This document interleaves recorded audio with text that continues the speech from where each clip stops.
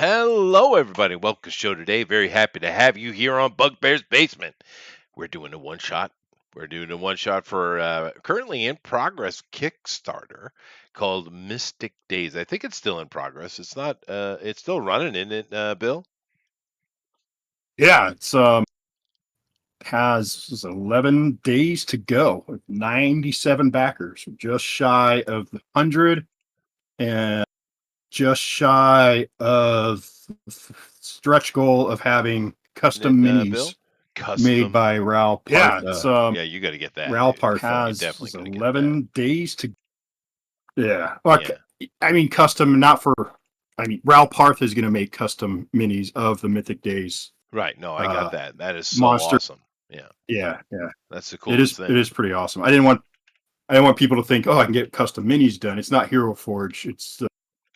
Oh, I see. It's like the No, monsters that I drew, and yeah. It's like the monsters that I drew in the new races that I drew. Those were handed over to Oh, Mike No, the owner of Iron Wind Metals, and Mike has taken those to his sculptor, and they looked them over and came back with a quote on, and that was figured into the stretch goal. So it's pretty much right, the stretch goal will cover yeah.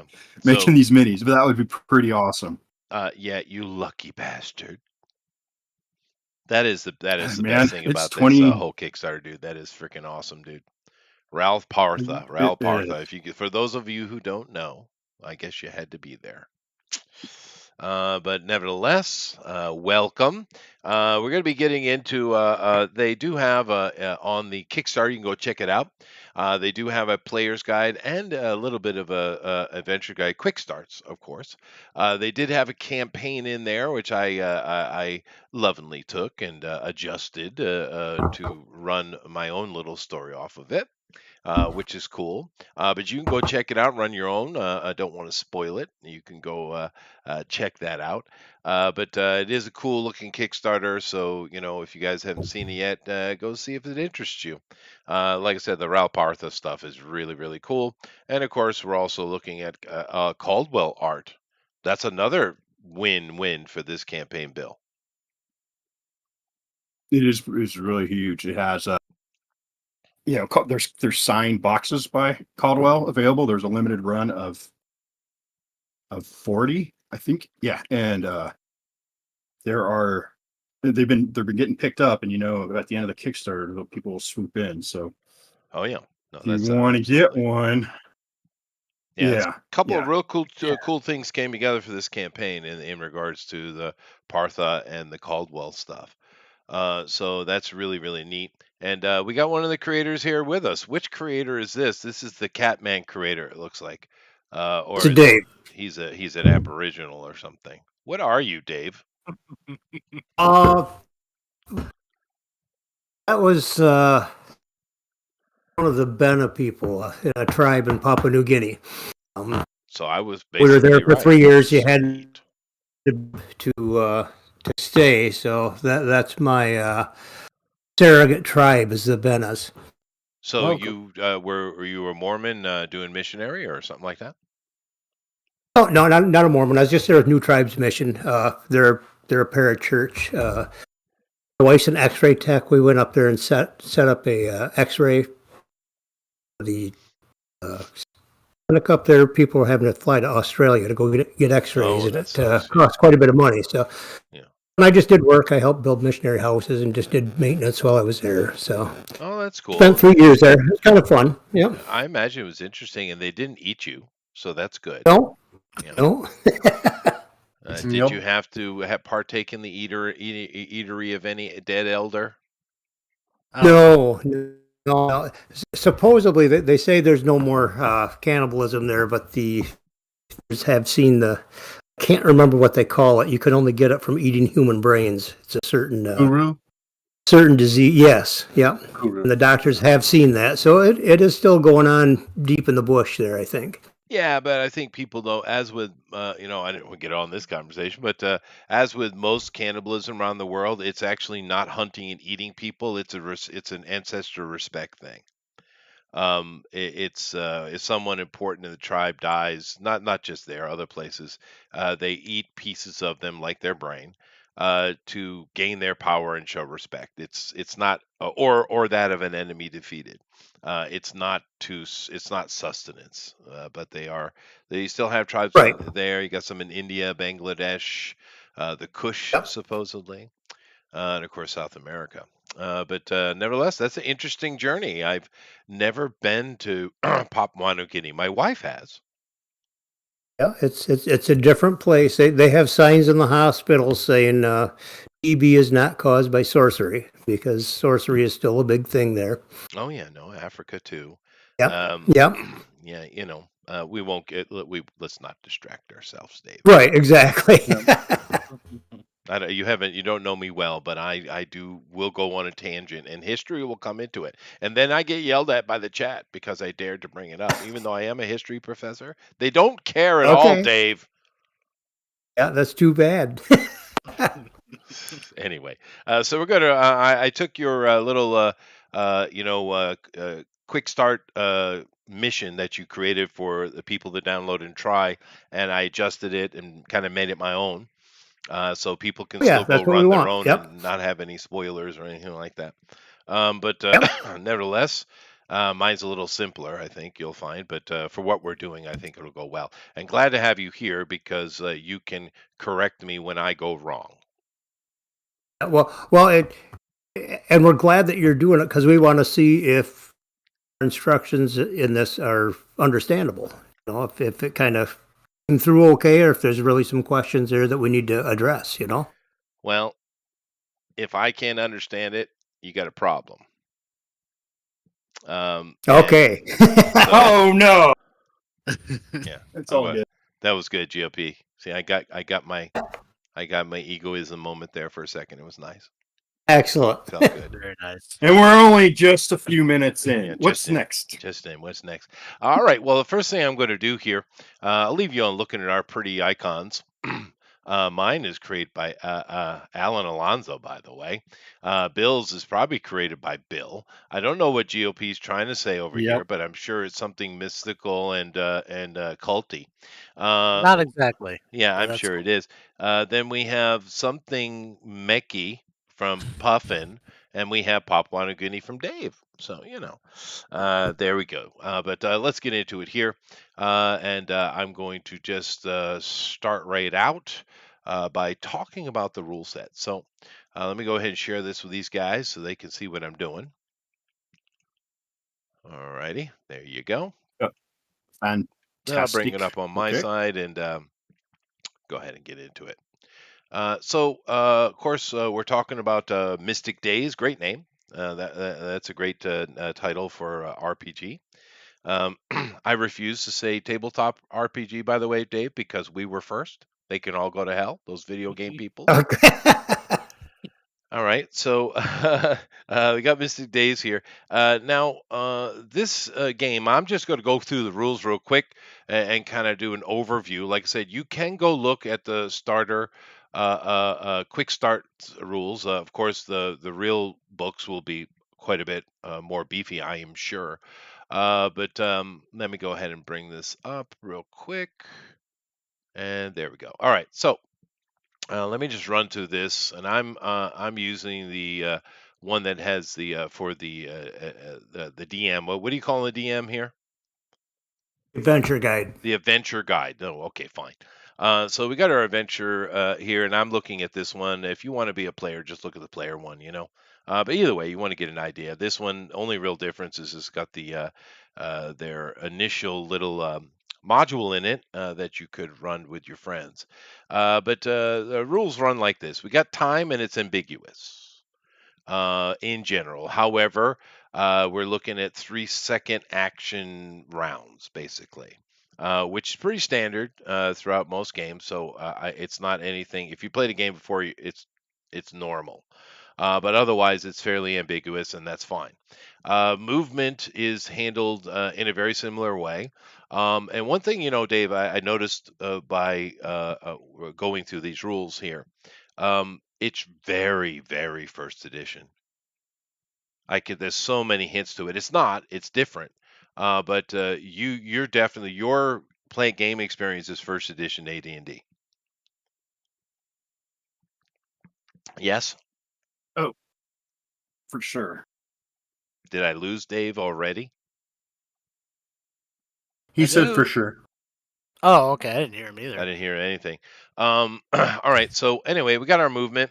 Movement rate is a thing in the game where it's just the measure of how much you can move, and it's an overall thing depending on certain characteristics, your stats of your character, and a and there. But there's only a certain amount per round you can move, and for our characters today, I think that's 10 feet. And you can move as an action. This game is excuse me, is an action point game. And you're depending on your dexterity of your character, you're going to get a certain number of action points that you can take. 2 to 4, it seems like, is pretty standard. And you can Speed from the speed. Yeah, it's speed Sorry, based. based on the speed, yeah, not speed dexterity, based. speed. Yeah. Dexterity is the combat thing from speed. Yeah. But and those points can be spent to do various things. Each and the unique thing with this is that each combat round that you're doing, you choose what you're going to do: defend or attack or move or whatever it is you're doing. And it's a roll off. If you win the roll off, which is based on your dexterity, then you get to do what you wanted to do. If you fail, you don't. Those points are still burned, but you might well have more points than the enemy, and therefore eventually get to a point where the enemy has nothing, and then you do a feat roll, which we'll get into all that. But nevertheless, you can attack while you're moving. They have a mechanic in here for this.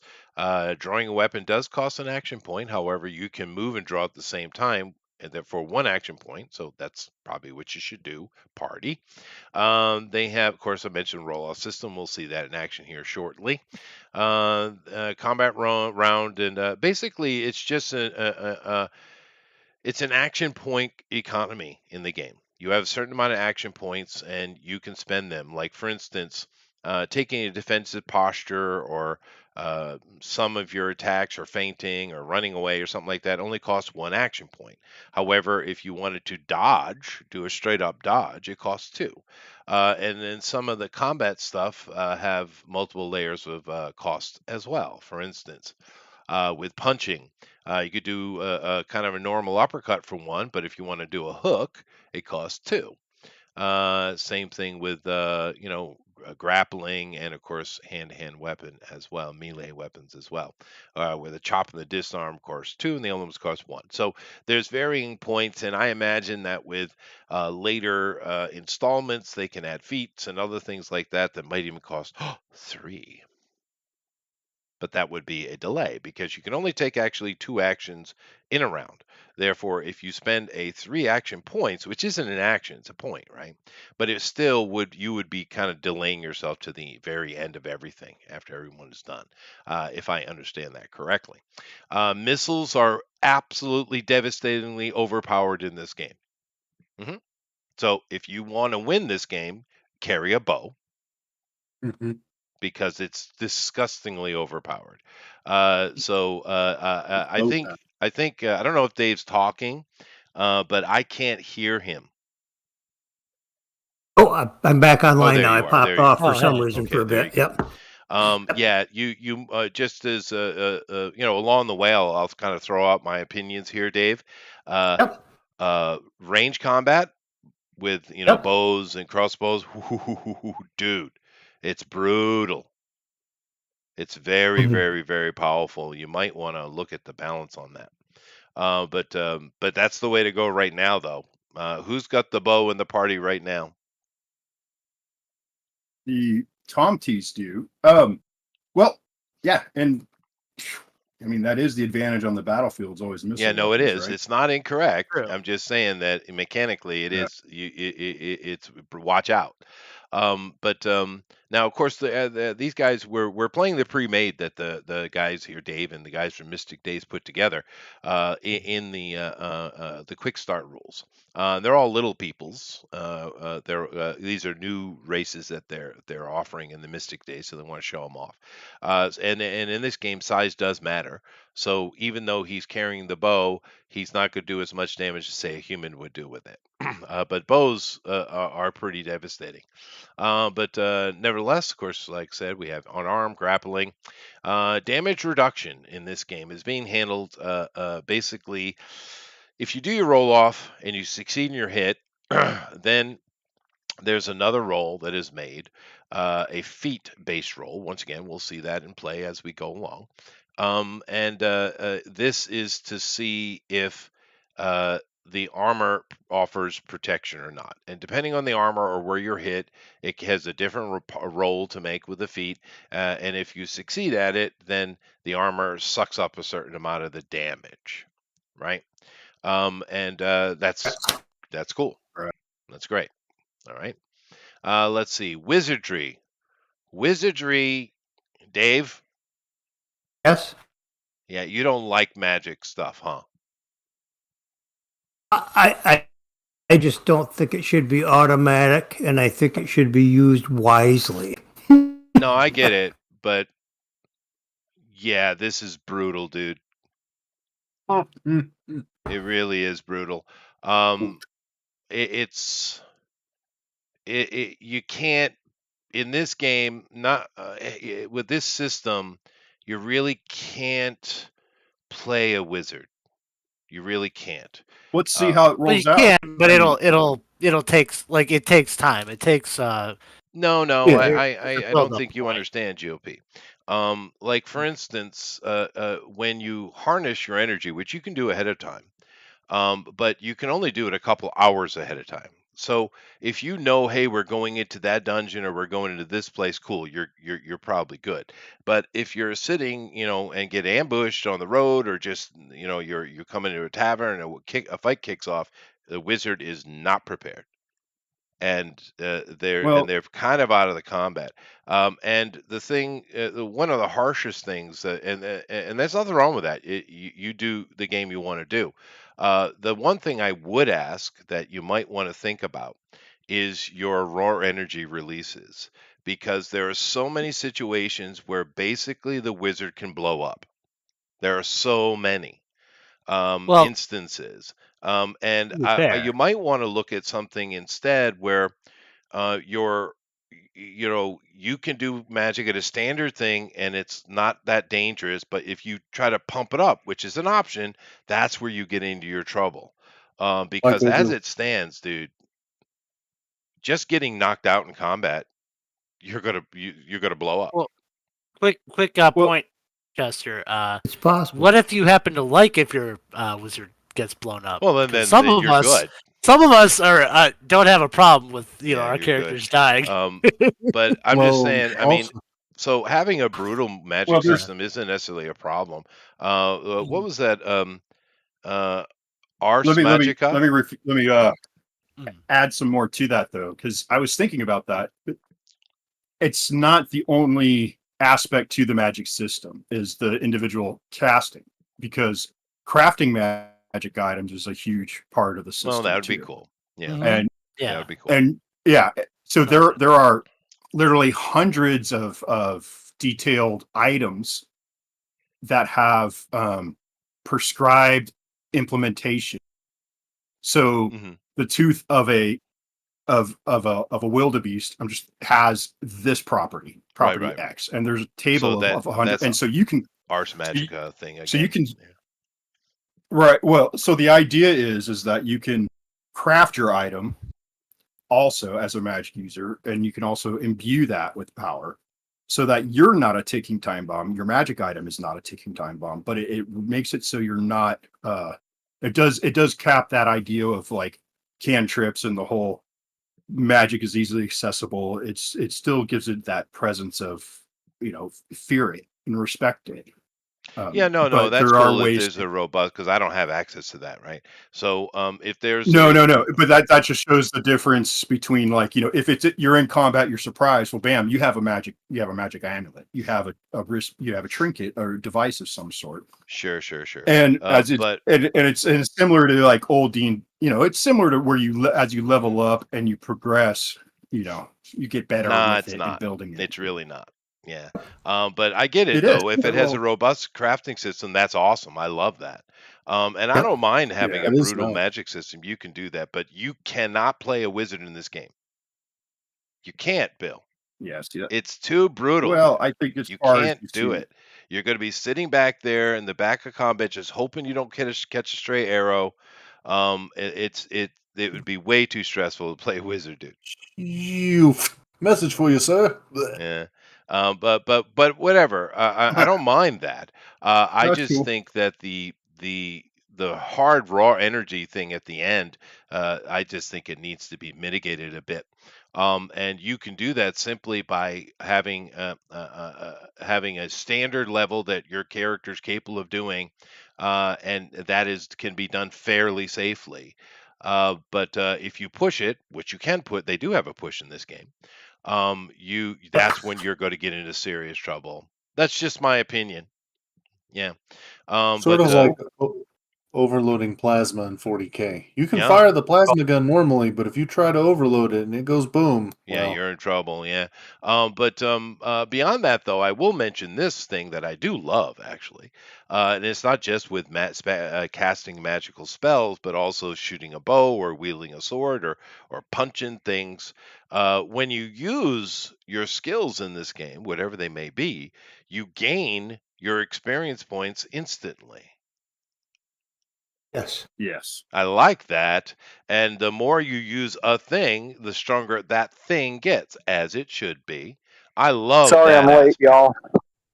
Hey, Tom. Hey, Tower. power. But I love that aspect, Dave. That is a cool thing. That's one of the cooler things in the game.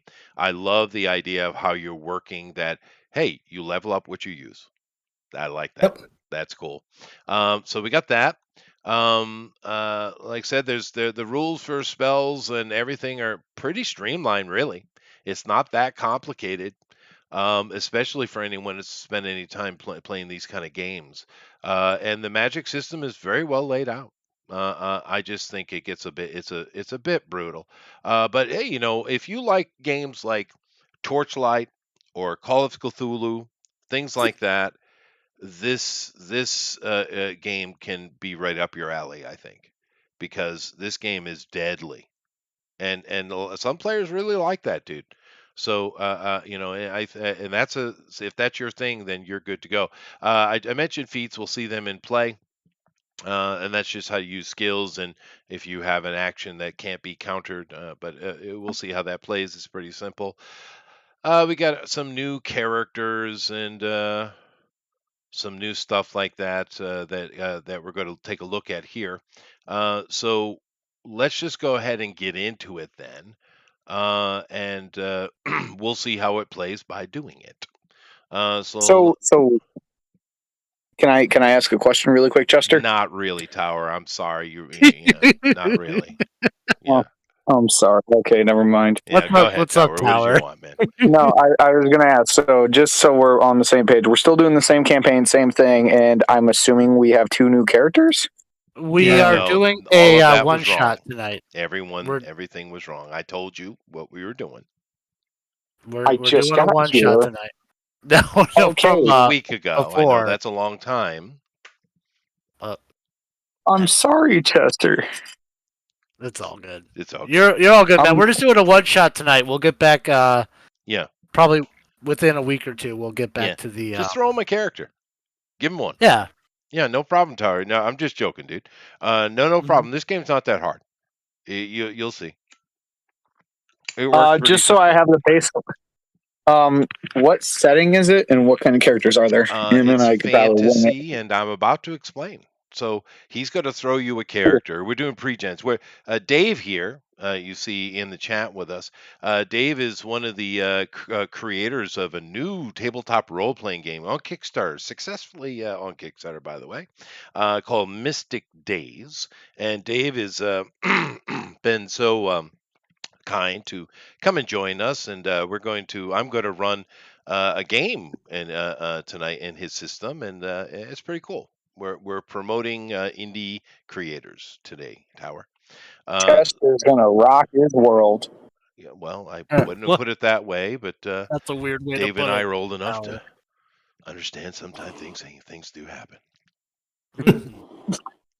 What happens in the Philippines stays in the Philippines. That's right. That's right. I Anyway, had let an me get into Outback it here, steak and tonight. I'm ready to party. Gio, please go to sort you out, Tower. He's going to throw you a Yeah. character.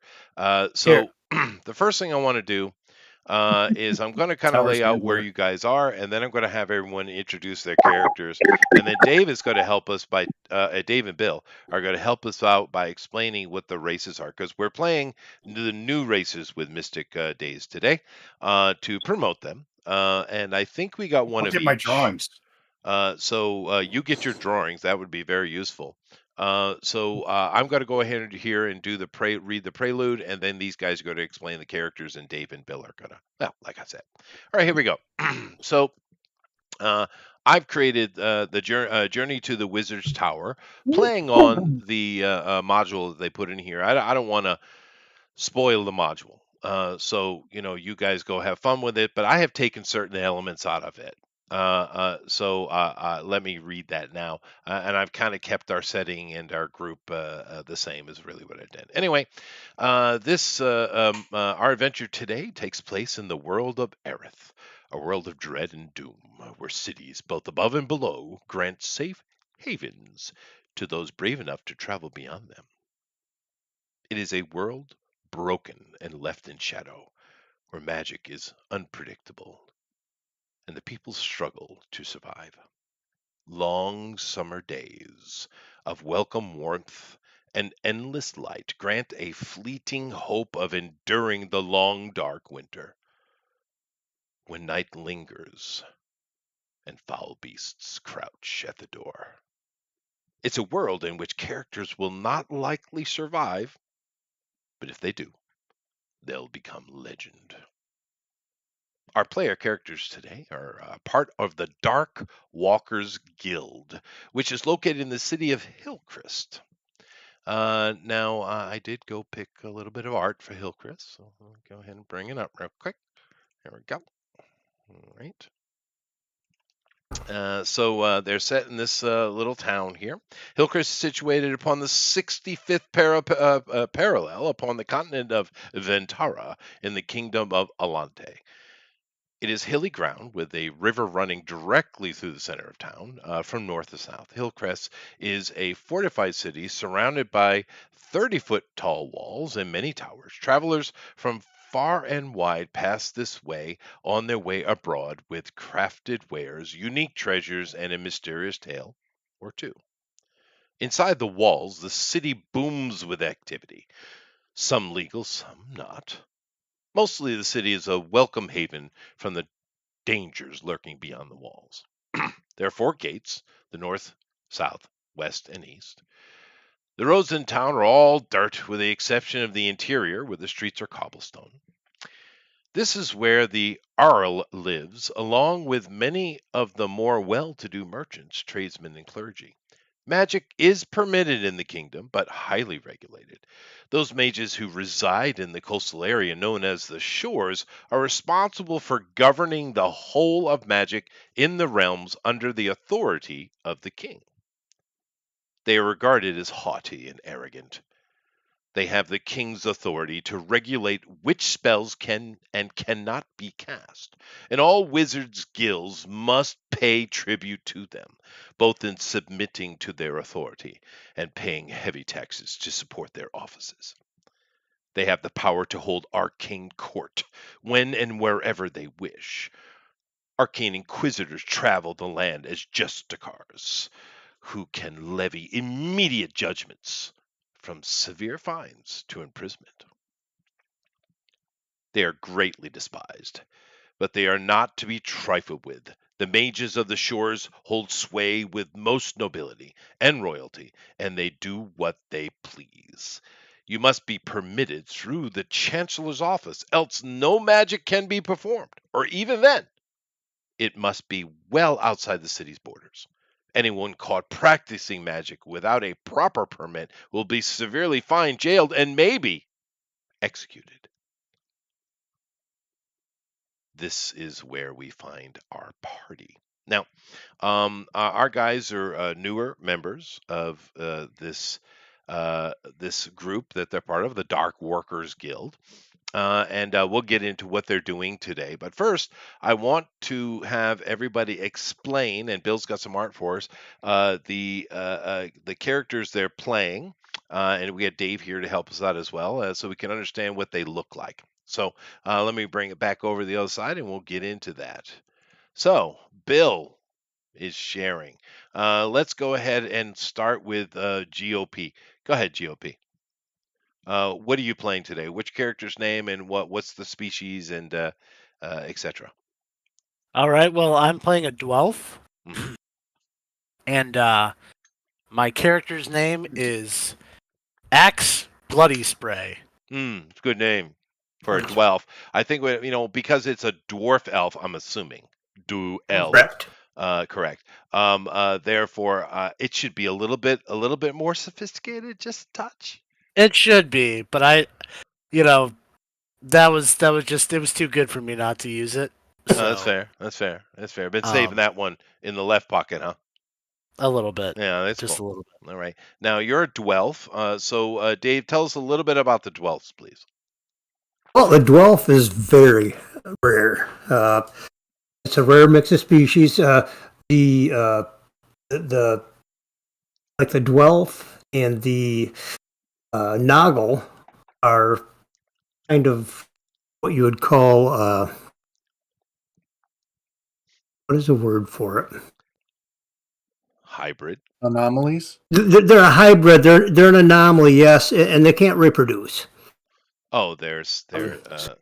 It's not like you have 12 cities or noggle cities around because they're a hybrid and they can't they can't reproduce. So the dwarf is a very rare species, and depending when you them up, you might get because all the species will have certain special abilities that they can have, and the dwarf and the noggle, of course, you will roll to find out what special abilities they might have, whether it's from the dwarf or from the dwarf or the elf or the human. I see.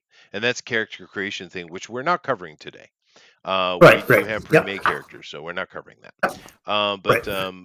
There you go, a rare character. Now I know in character creation to get yourself a 12, you have to roll on a table or something, right? I was told. Yes, correct. So we got a dwarf. GOP is playing the dwarf. Now he's a blood sprayer, so I'm assuming he's wielding an axe, hammer. Indeed, an axe. An axe. There we go. Okay. So we got an axe wielding dwarf. Nice. And if you look on your special bonuses and penalties on the right side of the sheet, you'll see that a dwarf, he has the dwarven ability, he heals hourly instead of daily. Oh, that's nice. So his daily healing is actually hourly. Well, there we go. Very nice. And those kind of little things will come in handy for me as we roll through here. Thank you very much, Dave. So Puffin, what you playing? Yes, I am playing the other dwarf. Okay, we got another dwarf. Do we have Yes. ourselves a Kel and a Totemi as well, I hope? I believe so. Here is a female dwarf I drew in this picture, this scene. She's holding the glaive. I see it. Center. She's showing off her buttocks. Nice. Yeah. Go ahead. Surprised, Go looking ahead, over her Puffin. shoulder. And She is going to be named Fizz Rock Kicker. I liked what you had before. Yep. I don't really. I had a what do you call it? Went blank of the last name. Oh my Right, God! it's What a- was it, GOP? It was so bad, much better. I don't remember now. Now that it's like a question in the air, I just Oh, damn it. Okay. But we'll go with that one. Just call her Fizz because the name he had before was perfect, actually. But those things happen, the brain and all. So we got a female Dwelf here by the name of Fizz, and she's a glaive wielder. So that's kind of important because in this game, Reach does give you bonuses, and I like it. It's cool. Bill, what are you playing? Okay, I am going to play the female Kel. And I have a picture of one and here. And she is wielding a Foucher, if I pronounce that right. Never know. Wait, is she? Well, that And looks like a glaive to me, and then maybe she has a it does. falchion sword. Right. No. Oh, hold on. Sorry, I was prepared once upon a time. Here it is. No, on the character sheet, she has a spear. So Okay. call Well, that a either or, spear. that's good enough. Yeah. Another pole arm. Yeah. Usable in this game. It's and useful. And that makes sense historically, is. actually. Very true.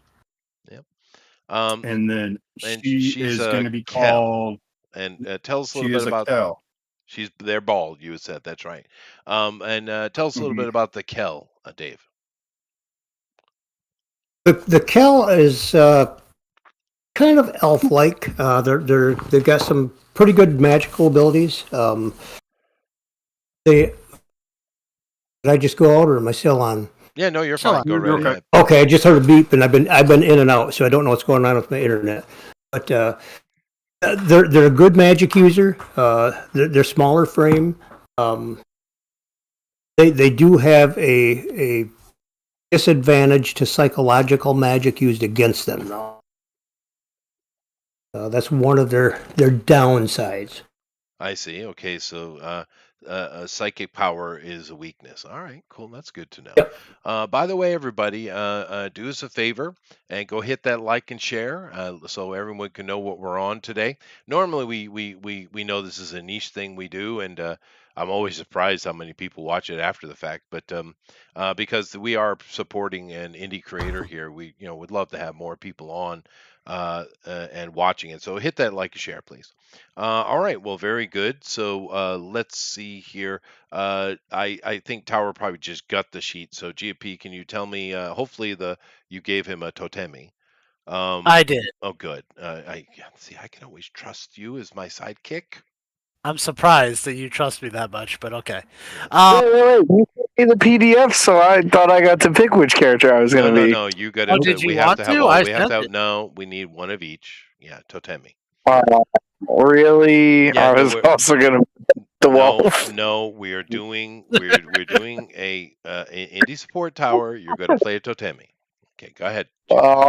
What is it? Explain to me what a totami is. You're so lucky because the creator's right here with us. So he's going to. But first things first. Okay, Mr. GOP is Todd. going to tell me what the character is, and you're going to tell me the name you pick up. Is it male or female? GOP. It is a male. It's a male. So That's a good. So so you can give it a proper name. Let's let Dave explain what a totemi is. They're the cuter ones. They're pretty small, 3 to 4 foot tall. Perfect. And they are your tanks because they are highly magical resistant to the point where they can't use any magic that can alter them physically or psychologically. They can use a magic weapon that does damage against somebody else, but if you're going into some place with magic or something, or you think you've got some magic issues, they are highly resistant, and they're the person to have. There you go. So you got a little cute looking gnome character. It's on the screen. You can take a look at, and they're basically magical tanks. That's right up your alley, Tower. And you got a male. So what do you want to call your character? We got a Fizz Rock Kicker. We have something Blood Splitter. I am Axe Bloody Spray. Axe Bloody Spray. Bill, did you name your character? Yes. Okay. Lenore, Stargazer. Oh, she gazes at the stars. So, Tower, go ahead and finish off our group, please. Unless Dave's going to play. You going to play, Dave? I just want to watch if I can. I just want to see how this all plays. Yeah, well, you're going to have to help me, I'm sure. I only read the rules 4 times, so Tower name. Okay. My character's name is Riz. So we have a Hmm. Fizz and a Uh, Riz. I don't Fizz I and don't Riz. I Oh, don't that's know, buddy. suspicious. That's suspicious. It's That's strong gonna bottom. get confusing. I do think there's some incestuous something or another going on. Oh no. Which is That's weird gonna because get they're different confusing. species. Yeah, but shh. Yeah. Yeah, no, his name is Riz Strongbottom. Oh, there we go. That's Okay. perfect. But his buddies call him Barf because he can't hold down a drink. Oh, fair. Yeah. Why does it Okay. always come back to alcohol and piss wolves with you? I have no idea. I guess I left a poor impression on it. Yeah. But anyway, cool. So we got our characters. They're new. They're to this particular setting, and basically, I think what they've done is, and it's interesting, because if you go back with D&D, which influences everything. I mean, let's just be fair, right? Um, Yep. in D&D, the way they handled the half races, they just throw everything under halfling, right? So you got stout fellow, tall fellows, harefoots. You got all these different kinds of halflings, and what they represent is the hybrid Ouch, mixing feet. of humans and dwarfs and elves and all those kind of things. That's what they are.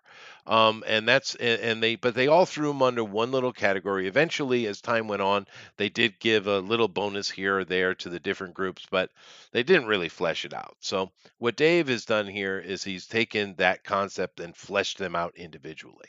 That's cool. I like it. Neat. But anyway, let's get into it. So we have our premise. We know. So let me go ahead and bring myself back up here, Bill. So Okay, all right, I'm going to bring mine back up, one Bill. more picture. I So finished that leprechaun. Want to see it? oh, you did? Yeah. Okay. Oh, Let me come back. Give me a second. Now I got to backtrack. God damn it, Bill. I Oh need to fix one of the teeth. no, that is great. That looks really good. We'll make Th- that tooth gold. There you go. You're Shiny so one. yeah. It should. That's perfect. You're so good at these fantasy things, Dave. You got lucky here, man. You got Oh, a I lot of know. luck, Yep. Dave. You got Caldwell. You got frickin' Ral Partha. I mean, damn it, Dave. Yeah, it's been quite a half year here with just the way things worked out for us. It's an embarrassment of riches, Dave. Congratulations. Trust me, Yeah. it isn't riches, unfortunately. I wish we had the riches to just do it. Yeah, but I mean, to be fair, it takes time for things to bang out, right? Oh yes, But yep. the simple fact of the matter is you have a successful launch of a book that you can print and you have that under your wing. And that's Yep. that come on. Yeah, that's awesome. Anyway, so we kind of laid out where we are here in Hillcrest. So let me go ahead and bring that back and go back over here. Back to There you. we go. Okay. So we're in the city of Hillcrest. We explained that this is not a place that is safe. This is a haven from the darkness. Magic is heavily controlled and basically frowned upon. And we have a party of people where all but one of them have magic. So, but these guys are working specifically with Dark Walkers Guild. And what these guys do is, I imagine all kind of things, but in this campaign, they are basically escorts. I imagine they do other more heinous things as well. Nevertheless, let's get going. So, blue text, scene one. The order from on high. About a week ago, you received orders to escort a young baron. Let me go ahead and get my thing up here. Okay. There we go. Okay. Baron Sandoval, who your party has been given information about this guy, this gentleman. You may or may not know him, depending on your character's interest in the political hierarchy of this city. But Baron Sandoval is actually what you would call a court baron. Although married to lovely Baroness Sandoval, as you can see here in the picture I'm showing, he is known to be a favorite of one of the princesses. And many a scandalous word are mentioned in the dark hours of night about certain infidelity, possible infidelity, unproven, you know, unsubstantiated.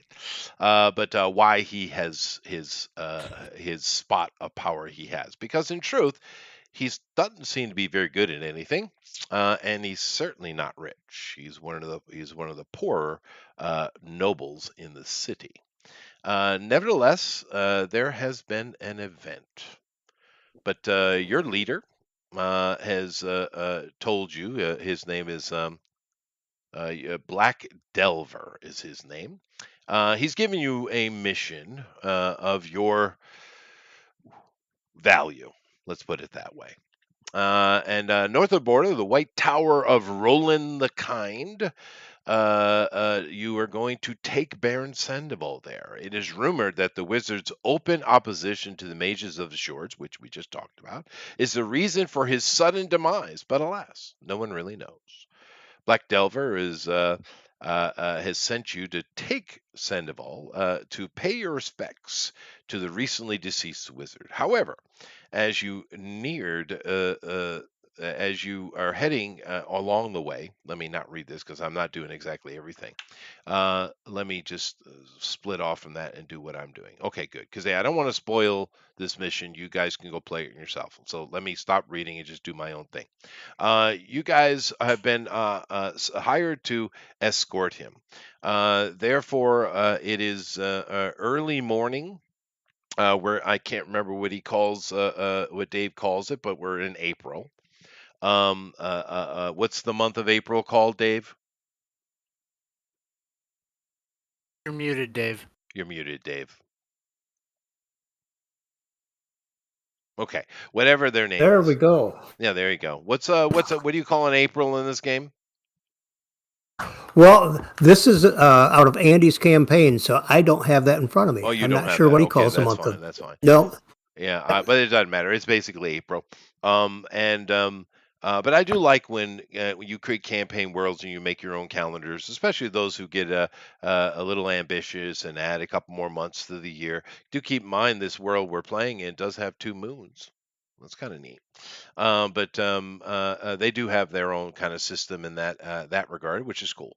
But it's of course spring is broken, and it's an early Saturday morning, we'll say, and you're going to escort the Baron and his lovely wife to the White Tower because Roland the Kind was highly respected in all the lands around here. Anybody who's anybody wants to be seen going to the tower to show respects. Now, he was a very powerful wizard. He had an academy up there, so there's many. It's not just him. There's many students and people up there. So he wants to make his entourage, but Baron Sandoval is not very wealthy. So he's got stuck with you lot. That's fair. It's fair. You get what Makes you pay sense. for. So he shows up in the morning. They have a wagon. It's a carriage. It's, it'll suffice. He and his wife show up, and there's a couple of porters that load on their luggage onto the carriage. And the lady is helped into the carriage by the Baron himself. And then he comes over to speak to you. Black Delver is here to see it off because you guys are rather new, and he hasn't really trusted you with any missions yet directly. This is your first one, so he's here to kind of see you off. The Baron comes over and talks to your boss, and the boss introduces him to you all. So put your hand up. We got Bill, we got GOP, we got Puffin, and we got Tower. Who's the leader? It's gotta be Bill. I, Riz, am the leader. Oh no. No, I'm It's sorry. Let gotta- me restate it. We have Bill, we have GOP, we have Puffin. Who's the leader? I'll do it. Okay, because you can help me out, Bill. Right? I changed my vote to Tower. No, screw you, GOP. The some sidekick you are. Just He's just the leader. just keep in mind it's past 15 minutes, so I can say whatever the fuck I want to say, GOP. Oh man, here we go. All right, Oh, Let's go. Man. All right, Oh. good. Oh. Now, so anyway, Bill, your character is not the blood spitter. You're something else. I'm Lenore. Okay, so let's do our introductions. So the Baron looks over and he says, "Good day to you. I am very happy that you will be accompanying me and my wife, the Baroness, to the White Tower. Are there any accommodations or anything that I need to be made aware of?" Well met, great Baron. Why, I am Lenore Stargazer, and fear not, this shall be just a quick missive for us, and we will run to and fro without any trouble. And as far as special preparations, my lord, nothing out of the ordinary, I assure you. Oh, that is good to hear. You should sound a little work on your female, Bill. All right. I'm not gonna. Yeah. Yeah, just I gay it can up a try. little bit. You'll be all right. Why, hello, There you nurse. go. That's No. much better. Hello. Nice. I That's love not it. good. No, that's wrong. That's wrong. Anyways, so the Baron's happy. He shuffles off, and he's very concerned that his cloak, which is really far too long, is clearly not made for him. It's a hand-me-down or something he got cheap. But he's very concerned it's dragging in the mud. It's bothering him quite severely.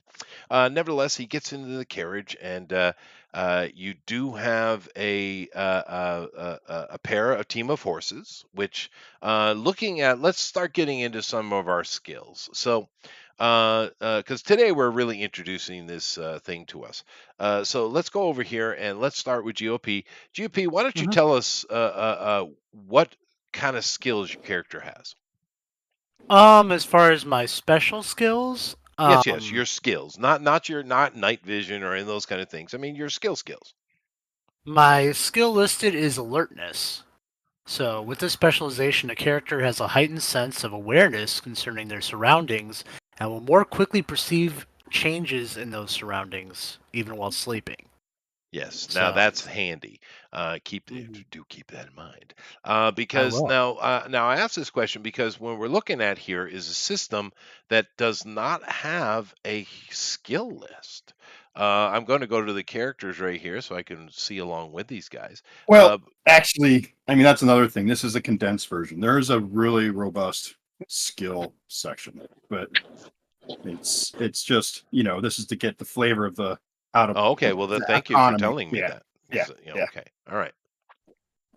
So we do have skills, but we're yeah. not There's using them. No, I did notice 30 that by something. reading the campaign because there are people of different degree abilities. Yes, Oh, yes. yeah. Okay. Which once again, I'm not going to talk about. You guys go play that quick start yourself. Yeah, so there are that, and that's interesting. The whole degree thing is kind of interesting. It's nothing more than just simply leveling your skill, but it's cooler though, Dave. Yeah, and some things don't have degrees per se, but most do, especially the combat intensive ones, alchemy, herbalism. Yeah, We've but got 30 special skills that right. really cover a lot. Yeah, but that's good to hear. But I just like the degree thing. It just sounds Yep. cooler, you know. But what we're doing today, other than these special skills, so we have alertness with GOP. Basically, anything that they would want to do would simply be based against an attribute: strength, constitution, dexterity, speed, wisdom, or intelligence, and they'll just do a simply feat roll using that ability. Now, in a more advanced version, of course, they do have other skills they can apply. But everyone seems is going to have a special skill here. So GOP's got alertness. What do you got, Bill? Herbalism. Ooh, herbalism. Herbalism. Very nice. And what about you, Puffin? I too have alertness. You do have you have alertness. And how about you, Tower? It's under I'm figuring it. special skill. It's right there. You just have to read it. Yeah. Top right corner of the character sheet. I have falling. Oh, okay. Falling. Okay. Falling. So you fall well. You're graceful like a cat. Nice. Now, the only one that seemed at all apt to, with those minimal skills, to be in charge of controlling the team of horses that are pulling the carriage would be Puffin. Hooray! There you go, Puffin. You're the driver. Hooray! Make sure to always tip your driver. Yes. Now, you guys, of course, have had time to talk about your plan because this is your first actual mission that you're doing. You've done others, but your first escort, you guys, your team is in charge of, and you guys have worked together before. You know each other. You're all a part of the Dark Walkers, but this is your first one together. So you want to, you want to shine. You took time before to talk and chat. So you got your Well, carriage. You got your 2-horse carriage, right? if I may, Yeah. ask, do we know how long we expect to be on the road before we reach our destination? Yes, it will take. Well, this is a good question. If you push it, you can probably do it in 4.5 days. But if you take it easy on the Baron and his wife, it'd be 7. You guys are 10 days away from the big ceremony, so you got time to spare. However, if you didn't get there in 7, you were screwing off. Okay, good to know. As before we set out, I'd like to channel some energy, some magic. Okay. And all that stuff what you guys can do at this moment before we take off. But my question that I'm asking is, how do you guys want to go about doing your thing? We got 4 people here, right? I, There's 4 characters. Are you going to be mounted on some of your own mounts, or are you all going to be just kind of loaded on top of the carriage? I'm going to be sitting in the driver's seat, of course. Well, you are, yes, because you're the Having the reins. herbalist, and therefore you there have an incredible connection to animals. No, Wonderful. I'm the herbalist. But, Yeah. Oh, he's the you're alert. Oh, he was. I'm I'm- sorry, Puffin. You've been demoted. Hooray! Well, that's good because I have to take care of something in my house. I'll be right back. Oh, I okay. will be on my horse so I can be alert as a Well, it watcher. would be should something it would be a sheep-sized Shetland pony or a Busby. Those are smart. or just a big sheepdog. Yeah, that too. Yeah. So Bill, because you're a herbalist, you're running the rig here. But you guys got a pile on top, or you got to try to have your own kind of mounts? Well, we could have a mount with Axe riding ahead using his skill of alertness to keep a watch on the road, and the sides, just So- being alert. Okay, well, Yeah. all right. So you could have your 2 well, let's see here. Now Tower has an archer, right? Yes, he could be on the wagon. Right. So Yeah. because Tower has the archer, so he's going to be on the wagon. Bill's driving, so we have Puffin and GOP out front on War Sheep. Yes. Yes. Can I Not- be a war goat? No, That's no, not throwback. goat nor ram. You guys haven't earned Aw. that shit. You get a war Okay. sheep. Her name is Madeline. Be happy with it. All right. Okay. You got yours is Madeline. His is Jessica. Man, if I'm That just saying, reminds me if I could have, of a- if I could have had a war goat, it would have been like somehow a relative of my my last war goat. Oh, I Now- see. now- I see. Let's Now I just- can hear like the throwback. Allman Brothers, Yeah. playing. Oh yeah, right. All right. So you guys do any channeling you want to do. Now keep in mind, since we're starting out with our magic here. Let me go back over my other side. No, I don't need it yet. Since we're doing magic, do keep in mind that with the way magic works is you can channel energy into a spell. Like in a lot of the other games, and we'll just keep referencing D&D. You basically choose a certain amount of spells a day. And what they've done in this game is they've replaced that with a channeling score. First things first, go ahead and Bill, look underneath of your see which one is it here. I think it's your intelligence. And tell Yes. me your casting time. And now that is your, now, Dave, you correct me if I'm wrong, but that's your limit that you can do at one roll. Round, correct. One round, right. 5. So yours is, what is your number under casting time? It's under your intelligence. 1,200 points. Okay, so you're very high. You're very high. And Yes. what is your constitution? It is a 21. 20 was very high. Okay. So Yes. what that means is he can channel up to 1,200 around. And he has to make a roll against me. Yes. And I do believe I roll a D12. Isn't that right? Well, Correct. yes, and I think Yes. the term we should be using right now is harness. Harnessing. I'm sorry. Yeah, Yes. harnessing. Yeah, you're right. No, I started off wrong. I'm sorry. So we're harnessing. But so he can do quite a bit. So he can harness 1,200 at a time, which is great. So he can actually possibly do something in combat. It just it takes 2 rounds for him to, 2 actions for him to do something. However, because his 21, you said, Constitution, that means he can hold this harnessed energy for 210 minutes, which is over 3 hours. So 3 hours and 20 minutes, I guess. So it should so- work till about lunchtime. Yeah, about lunchtime. Yeah. So let me see. I have to roll a d12, and he has to roll his harness dice. Now, Yes. on their character sheets, they have a harness and a channel dice. What is your harness dice? It's probably pretty high for you. It is a D10. It's a D10. And channeling is used. Once again, I'm rolling the same dice, and there's modifiers, of course. But channeling usually a much higher amount of dice, and therefore chances of failure are reduced. So even though you're limited to the amount of magical energy you have in a day, you're more than likely going to get them off.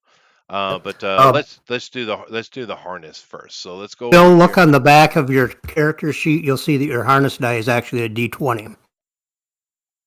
A D20. Yes, you would have started at a D10. That D10 on the front is your starting, but you're not a starting character. So if you look on the back, top left corner, you'll see the harness die that you use. Then at each spell, you'll see the casting die. So you're at a D20 with your harness die. Jiminy. All right. Yeah. That is pretty high. Yeah. Yeah, I'm looking at it right Sweet. there. Ooh, goodness, it is. Very nice. So go ahead and now I'm just going to roll my 8-sider because that's what I roll. And D12. I You're roll. at Oh, 12. sorry. Yeah, D12. Sorry, I apologize. Let me see here. Where is my D12? There it is. Now I need to roll on this Okay. link. So and he needs to got get higher than me. So I got a 10. He is 11 or better. Go ahead, Bill. Correct. Now do I have a +5? Oh no, +6. +6. No, that says casting bonuses. That's not harness, is it? That's your casting and harness both. Oh, okay. Okay, so D20 +6. Let me get back. I closed that screen because it was chewing up a lot of memory. Wow, how absolutely lame is your computer? It's pretty badass. Something's wrong with your site. What do you mean something's wrong? This isn't my site. I don't own this shit. Yeah, well, We're going to blame it on you anyways, Chester. Fair enough. That's fair enough. So, kind of what we do, Chester. it is your fault. It is always Somehow. my fault. Well, that's what you get for being the boss, Dave. Mm-hmm. Go ahead. Okay. So I rolled a 9 plus 6. 15. So I have good a enough. 15. Well, there you go. Our Yeah. first roll.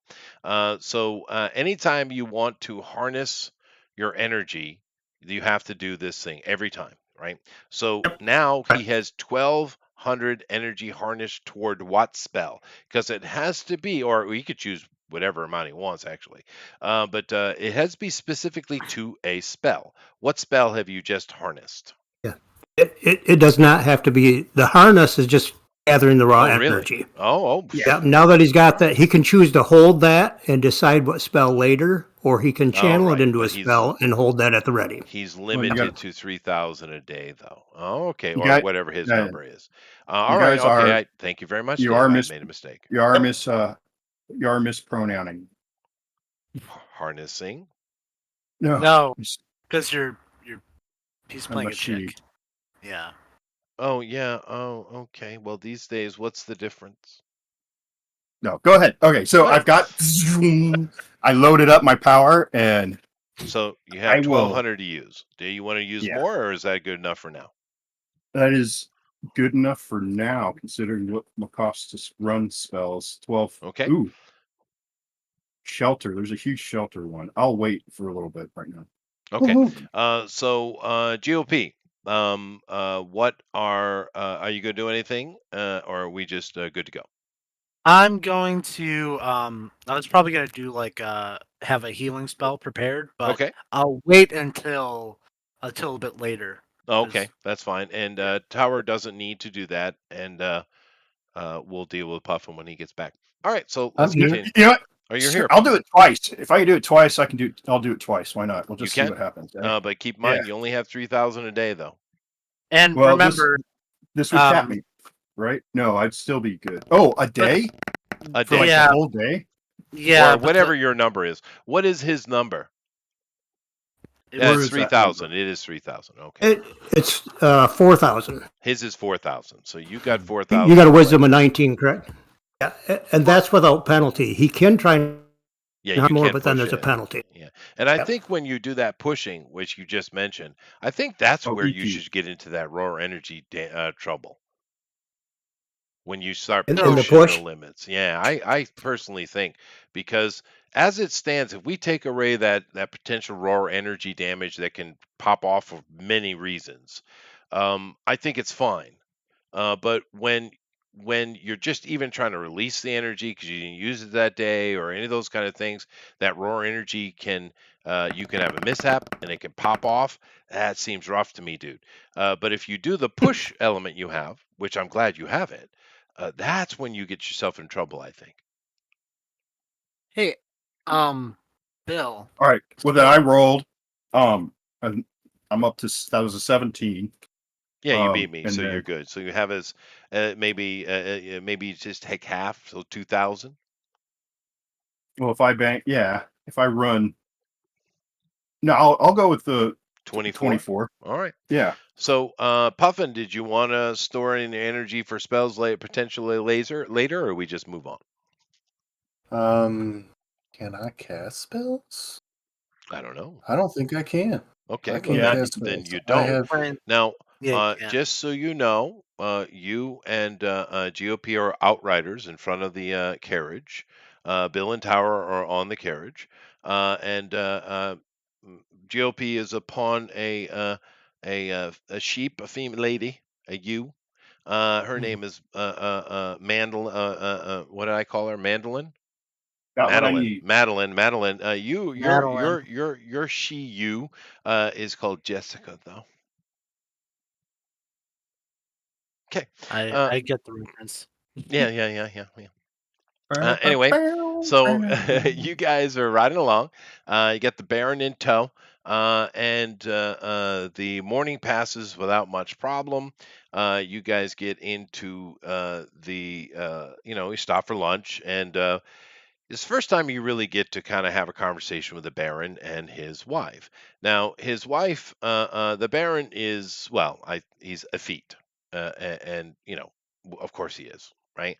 However, the Baroness you find to be quite kind and normal, which is weird because during your life you certainly had to interact with nobles before, I'm sure, and or at least has seen them from afar. And she seems rather unnoble like in her. She almost like she's a commoner in her way.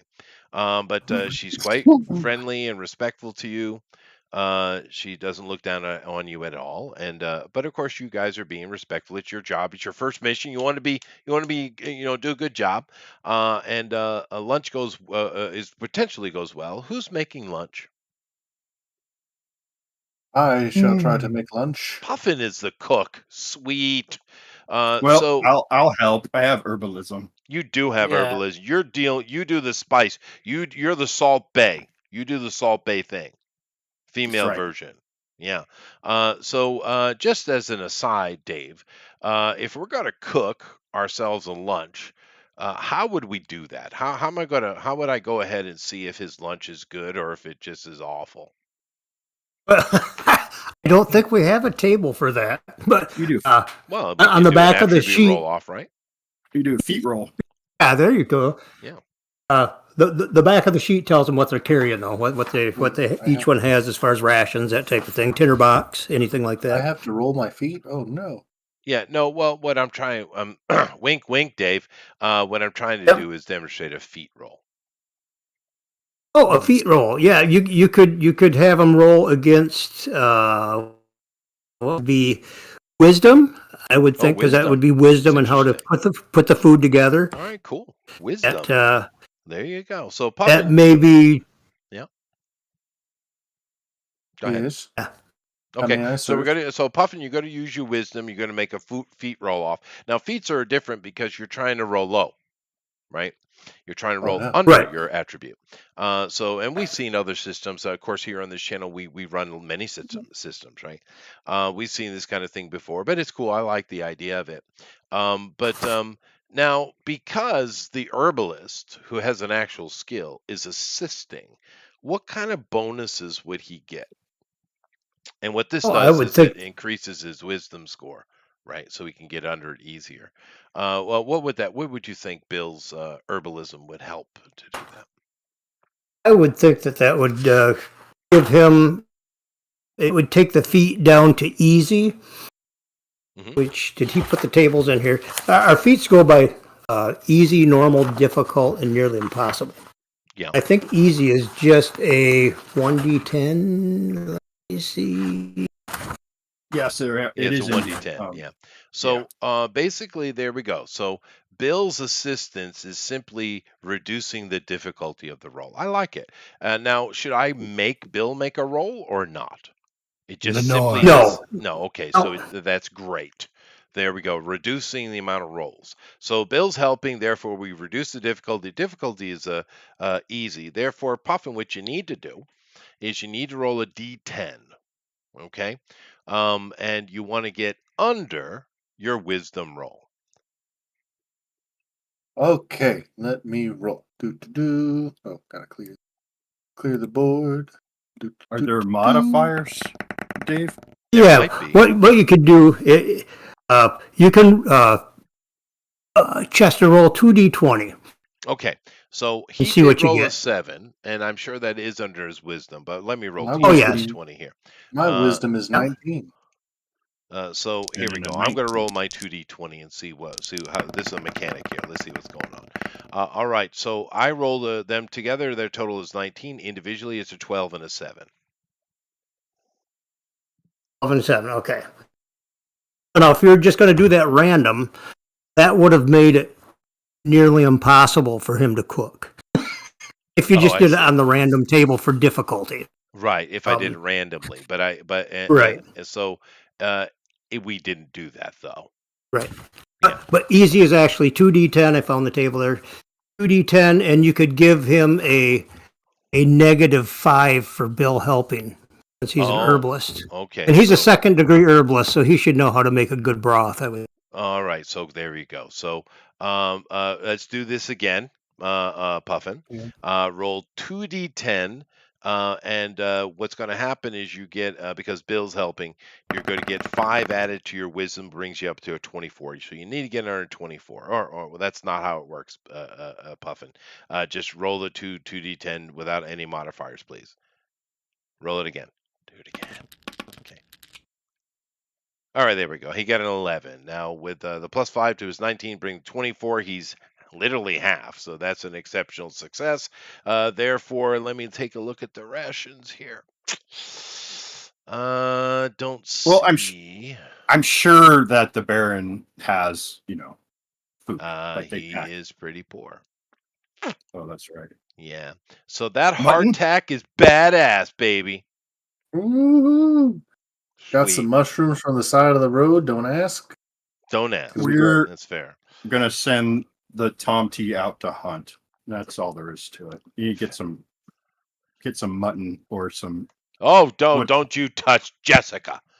All right. Anyway, so all right. So there we go. We gotta take a look at a feat roll. Now over the next couple of days, this routine continues. They're heading up into the mountains because the White Tower is up high in the mountain, as it should be, right? Wizard towers and all, and it is a magical academy. So we're 3 days in, and nothing really untoward has happened. But then again, we're just kind of getting past the farmlands and stuff around Hillcrest, and getting into more open wild land. Therefore, this is where it would get dangerous anyway. So we're sitting on our fourth day now. Mike, only question to you is: did you push it, or did you take it easy on the Baron and his wife? Right. Oh, we took it easy on them. I mean, we were fine. Our schedule was fine. We left with plenty of time, Mhm. so there's no reason to No reason to ill rush. our no reason to ruin our reputation as Baron abusers. That's fair. That is fair. So basically, you're halfway there. Okay. This is lunch on the fourth day, and Puffin is his character. Which character's name again? Fizz. Fizz Fizz. is proven to be quite the little chef. So we got our chef set up. We got our carriage driver set up, and we got our whatever else these people are doing. I don't know what Tower's doing, but he's looking at things intently and with his bow drawn. That's what's happening. It's Um, our lookout, he is your lookout. That's true. our You're looking out trusted tower. lookout. Now, because this is your fourth day, you've of course, gotten to know the Baron and his wife better. Uh, One thing I would say, for anyone who's astute and paying attention, the Baron is, well, he's kind of witless. Simple. He's simple. He's a bit of a pretty boy. Uh, but hey, it's worked for him. Like I said, the Baroness is a bit more interesting of a character. Now, oh, I know who I need to ask this question. Tower, Hi there. hi. So it's been 3.5 days, and your character's been having to deal with these nobles with you. Then you've been escorting. It's your first job, but I mean, God, nobles. How you been treating them? You been respectful? You've been rude? Did you put anything in their soda? Uh, Please don't. I've been Don't keeping lookout, but I do let them know every time I see squirrel up in them there trees. Hmm. Those squirrels always irritate me. I keep telling driver pull over so I can go deal with them, but he don't listen to me. Hmm. Fair enough. Fair enough. Well, the good thing is, since we're getting into the foothills, coming into the mountain here, you are seeing less squirrelage. Ah, So that's always a good thing. Them squirrels done get them. it is good. It is a good thing. They're quite So squirrely. so everything's going very well. And how you enjoying Madeline there? GOP, is she treating you well? Hey, this is the voice I'm going with tonight. We'll do it again because you cut out. Oh, I see this is a fine raid. Oh, we're I'm just- Scottish again. That's Yes, great. I'm Scottish. That's what I'm doing tonight. Mhm. I'm just aching for a fate. I'm just So, looking around. Well, we are getting into the foothills, and Mhm. into the highlands, and it Do is we hear more? interesting that even dwelfs, which are half elves, still are Scottish.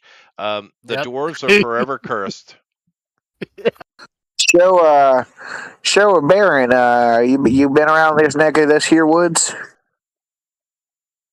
No, I have not been this particular direction. I tend to want to head more southerly and warmer climes. Yeah. I like them colder climates. You know, it feels a little bit better on my fur. But what kind of quirrels do you have up here with this tower thingy we're going to? I'm sure I don't understand what any of those words mean. He looks over his wife, and she translates into noble language for you. And she, you notice that she knows exactly everything you're saying, and she understood your your dialect and your use of you know slang. Colloquialisms. Yes, Yeah. colloquialisms. Thank you. Um, while they're while we chat away and as we head into a different terrain, Mhm.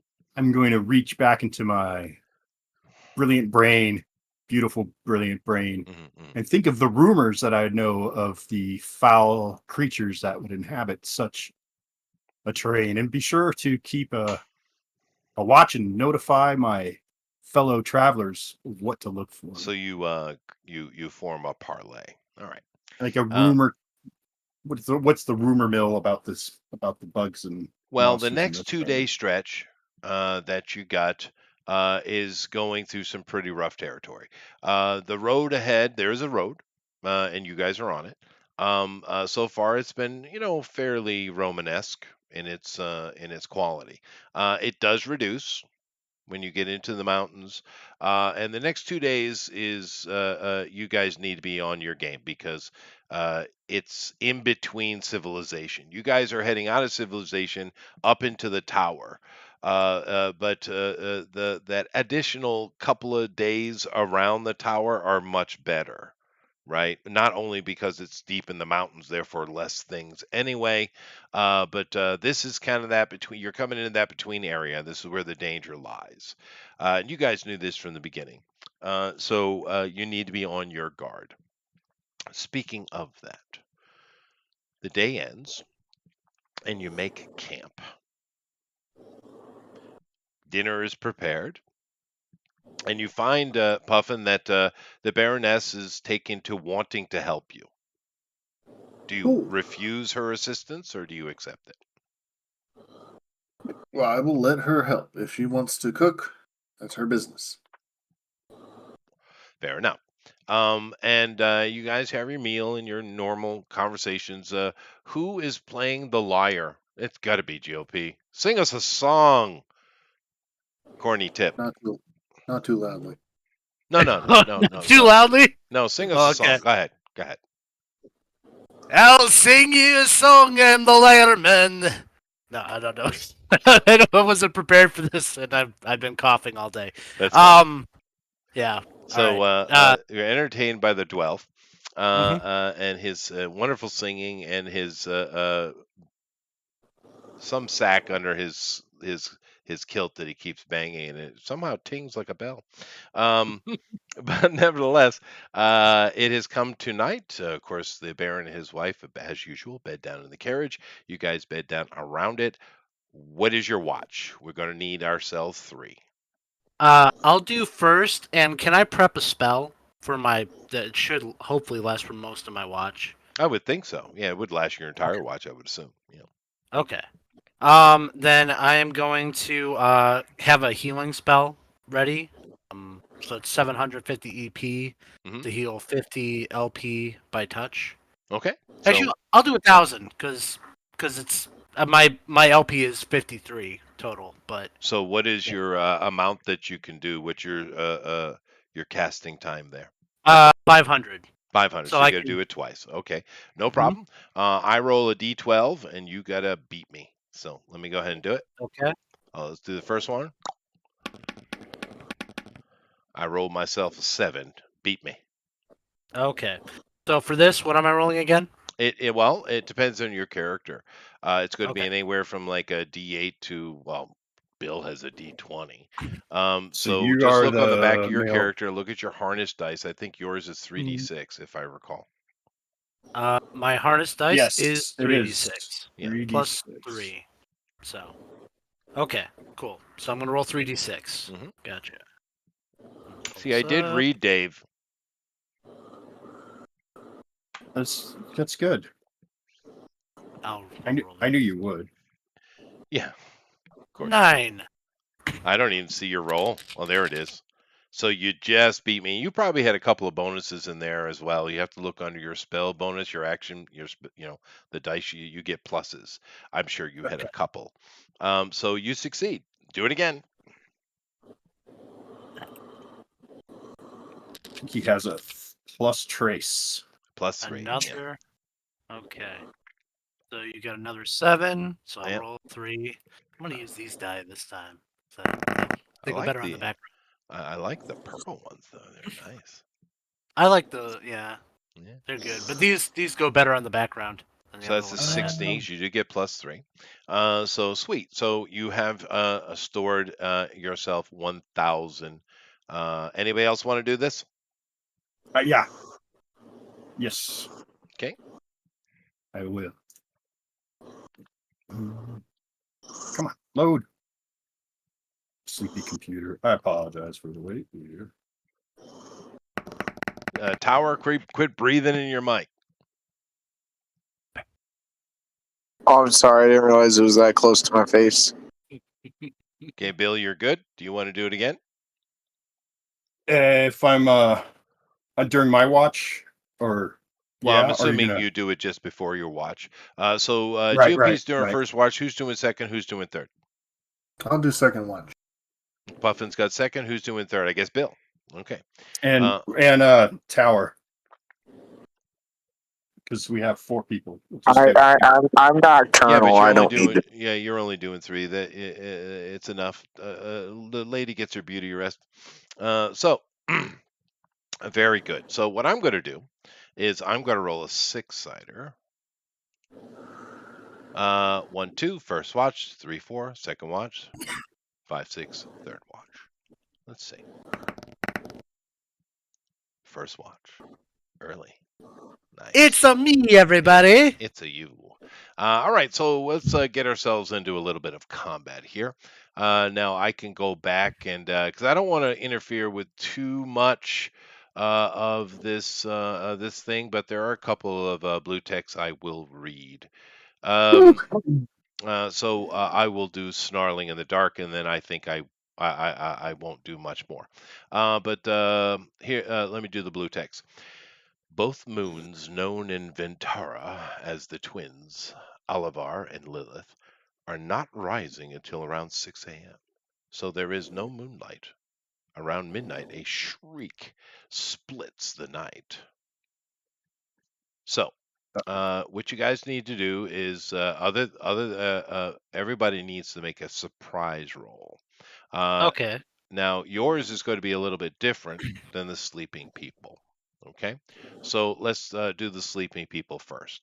So, character on watch does not have to roll for surprise, so you're good.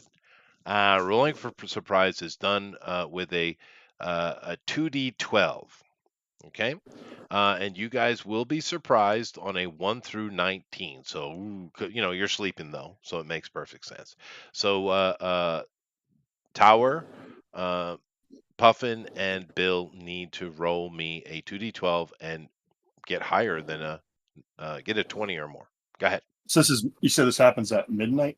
Well, yeah, late. It's at the end you rolled yeah, for it's the... at the end of yeah. his watch, which is probably around midnight. So Yeah. I get a +2 because alertness applies even when I'm asleep. Yes, you That's do. awesome. You are correct, sir. So you need an 18 or more. Woohoo! 2d12, So I you said? need 2 of them. Yep, 2d12. Start rolling. All right. So who just rolled? That was me. Okay. We have the same ones. So Bill's good. And Tower? I didn't have my dice set up, so I had to grab them. Just Well, write the Bugbear face. 2d12. There you go. That's fine. There's nothing wrong with that at all.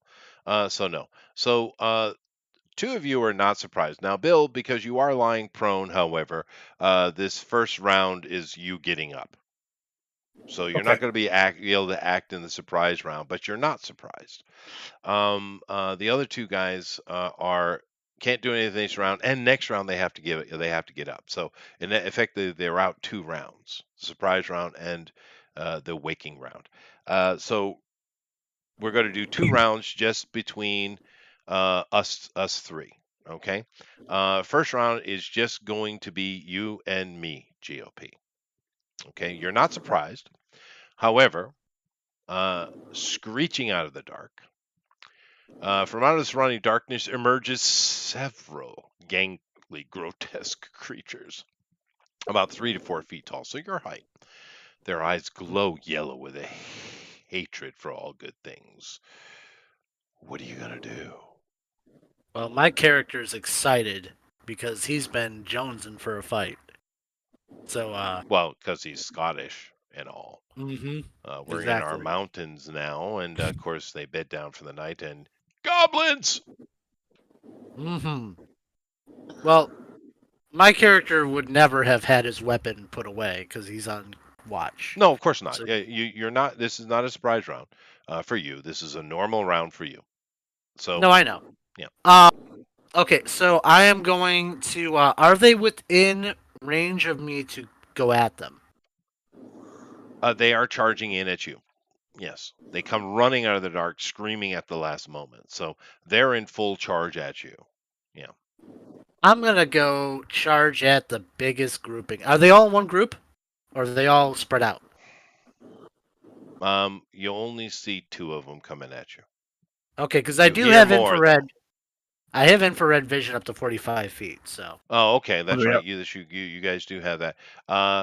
You I mean, we have a can make out they were hiding behind a crest in the hill. You're in hilly territory, and you can see maybe 8 of them. 2 of them are charging at you, however. Okay. Okay. I'll run at the 2 that are charging at me, and I'll make sure the party knows we got 8 goblins I can see. Call the alert. Horrible. Very nice. Yeah. All right. Now, in this case, you guys are dealing with these goblins, and because they're coming in trying to tackle you is what that's their move. So we have different options here. We have tackling stationary versus stationary, which isn't happening. We have tacklers stationary versus you. No. Tackler charging versus stationary. No. Tackler charging versus charging opponent. Oh, that's you. Okay. Mhm. The roll off modifier is the difference between the tackler's strength and the opponent's strength. The stronger opponent always gets +1 for every point of strength greater than the weaker opponent. Nice. Okay. So very good. And let me see here. So their strength is a 10. What's yours? Mine is a 17. Okay, so you get +7 to this roll. Now, this is our first little bit of combat, Dave. You with me, Dave? Oh, you're muted. You're muted, Dave. Yes, I am. Oh, good. All right, so we're going to run our first bit of combat here, Dave. Why don't you walk us through it? Now, because he's doing a charging versus the goblins, and the goblins are charging him, he gets the strength advantage because they are trying to tackle him. So he gets a +7 to his roll. So how do we go about doing it? So how do we do combat, Dave? For combat, this would be. Are you still there? Yeah, I no, keep we're hearing- here. Yeah. We Okay. can hear No, you. no, You we, just we go lost. right ahead, Dave. Tower dropped for some reason. Yeah, but don't he'll worry probably- about it. Okay. Just go ahead. Yeah, you would go to the grappling and fisticuff That's right. for the and what it is it's you're rolling off against each other to see who tackles, and so you both roll your action die, Right. and then the one with the higher strength to add theirs. And on a roll off, it's just whoever wins the roll off gets to do the action that they were planning. But they both spend the amount of action points that it takes to the amount of actions that it takes to do what they're trying to do. That's right. So the goblins are coming in and they're trying to tackle you. And they have the 3 potential actions in a round. Of course, they can only use 2 actions, but they have 3 action points. If they take single point actions, then they, of course, in a round can do 3.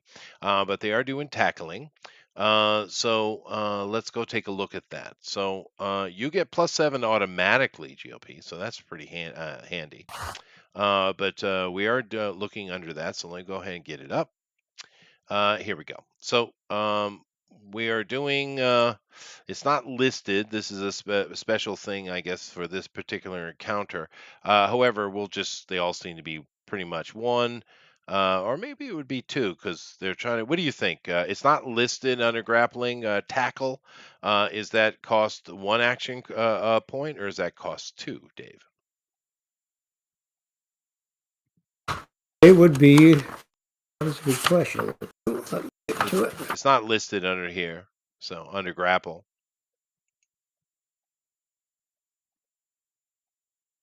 So they're both trying to tackle each other, or No. I'm trying to. I'm gonna swing my axe at them. They're coming at me. To okay. tackle.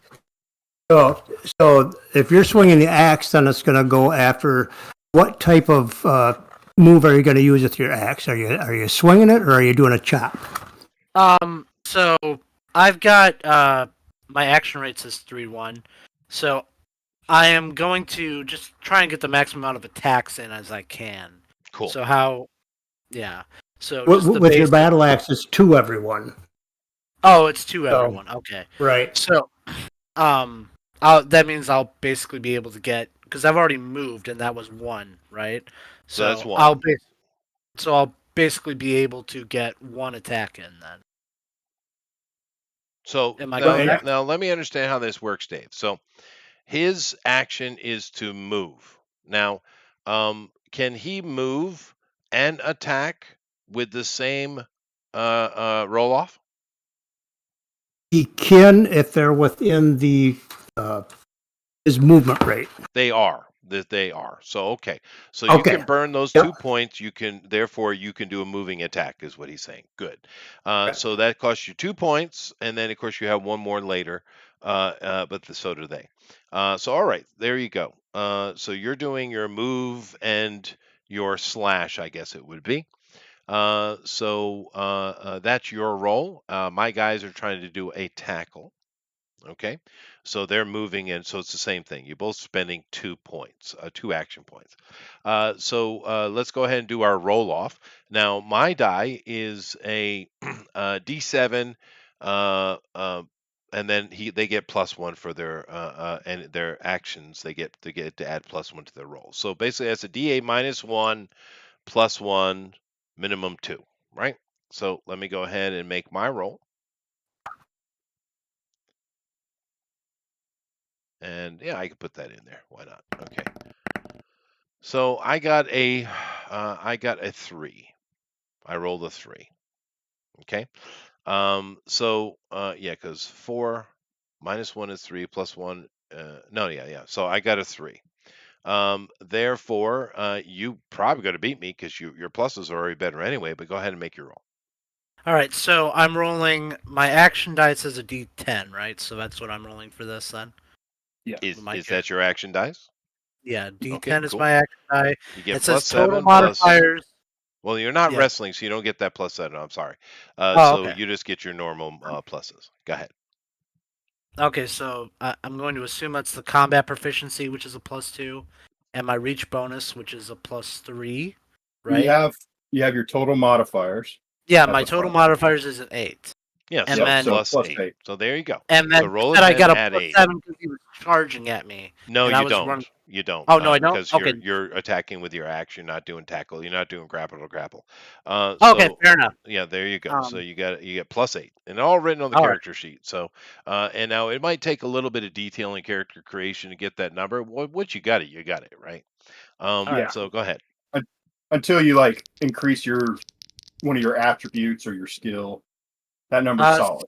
Yeah. 17. So 17. So you certainly beat me in the roll off. Now this doesn't matter in this one shot, everybody, but keep in mind that this is where the XP system comes into play. So Dave, he Yes. just successfully swung his axe, and we're going to get to the ramifications of that in a minute. But he just successfully did so. So he used his axe, therefore he just leveled up his use of an axe. It doesn't increase points yet. He needs 100 points to do that. But how many points did he get for successfully swinging his axe? How does that work? Starting out where they're at, they get 10 for a successful attack. 10. and 5 for an unsuccessful. Now, And then after they increase their first die, it will go down to 5 every successful, and I believe it's 2 every unsuccessful. right, And then it goes down again for the next die up. becoming harder and But- harder as you get Yeah. And- more and more experience. Yeah. Right. Yep. Okay. And so, so that just bumps up my axe. It doesn't. Does that also bump up my? Would that be Nope. strength, dex, Nope, or you- something else? just You only get good with what you use.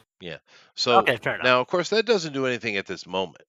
But Right. when he gathers 100 points, which he just gained 10 with the axe, he gets to level up to the next die.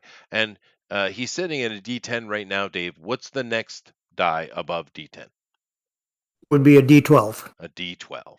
So that's it. That's how the game levels up stuff. You use it, you gain these bonuses every time you use it. Even if you fail, you get experience as well. So that I like this part of the game quite a bit, Dave. I think that's a cool idea. I like it.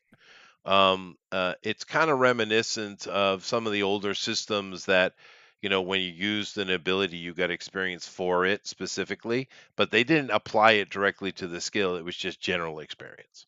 I like the idea of you level up what you use. It's a good idea. Anyway, he's been successful. Now he needs to do the damages to our poor little hungry goblin. All he wanted to do was gnaw on some 12 bones. Anyway, so my goblin has 39 life points.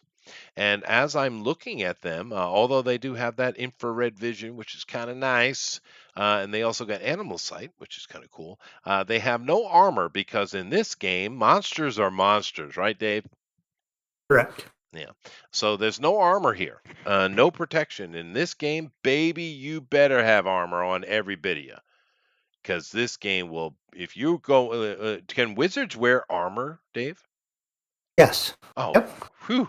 Good. We have no restrictions on armor other than, of course, you'll be noisier if you're trying to sneak and chainmail. Sure, And- of course. Yeah. Yeah. But that's good because you really want armor, and you're going to see why. So, GOP, go ahead and do your damage. Now he's got himself an axe. That damage is listed right next to the entry to the axe. So, what is that, GOP? Okay, so for my thrust, which I'm pretty sure is like the basic attack, that's going to be a Well, it D4. wasn't. It was a slash, right? Oh, a slash. Okay, my bad. Well, because he Oh. said you could hit both of them, right? Yeah, Okay. slash takes one action. Oh, okay. Then yeah, I'll slash at them. So that's 2d10. And do I add anything else to that, or is that just straight up 2d10? You should have a strength bonus. Okay, my strength Damage modifier up on strength. Yeah, is extra d5. There you go. Okay. So, is that a D5 or is it a +5? Plus 1d5. Oh, okay. So it's your bonus is an actual another die. That's interesting. Go ahead. Correct. Okay. All right. So yeah, 2d10 Strong. and a d5. Here we go. 10, 10, d5. Oh wait, where's the d5 on here? Well, we'll just do d6, right, and then Just do adjust it. C6, Well, yeah. Or You would do a D6 and Or basically D10 divided by 2. 6 and 1 are both 1, and that's how Or you you do a D5. okay. No, or you could Okay, divide fair a enough. D10 by in half. Come on, GOP. You're a gamer. You can work your way through. I it. know. Come on, I come on. know. All right, I got it. I'll just do the d6 and yeah, figure that out. Okay, cool. Here we go. I just thought of 10 All right. different ways to do it. Well, it doesn't matter. It was a 1 on that roll. Well, on the extra d5 anyway. So it's a d6. 1. So 18. Now, he does 18 points of damage. Their life points are 39. So he didn't kill. Now, Dave, correct me if I'm wrong, but because he used the slash, he damaged both goblins, right? There were 2 goblins coming at him. He was able to damage both of them, right? No, it would just be whichever one he's Oh, okay. targeting So at it that doesn't. So particular it's not time. a cleave. Okay. Right. I was wrong about that. All right. So you did your. So you probably should have done the damage you wanted to do. I'm sorry, GOP. Anyway. Then, But so it's he a lot. struck him. Yeah, That's like I'm getting to it. Oh, you're getting there. Yeah, Okay. I'm getting to it. Mhm. Yeah. Now, we still have each another action in the round, and of course I have two of them, so I need to make my roll as well. But this was this one-on-one thing. Now, in the event the character injures a goblin, you must immediately make a fortitude check to determine whether the goblin will continue to fight. Use the fortitude table to determine if there is a modifier to the roll. All right, so. All right, very good. So is there a modifier? Same size. Nothing's happening there.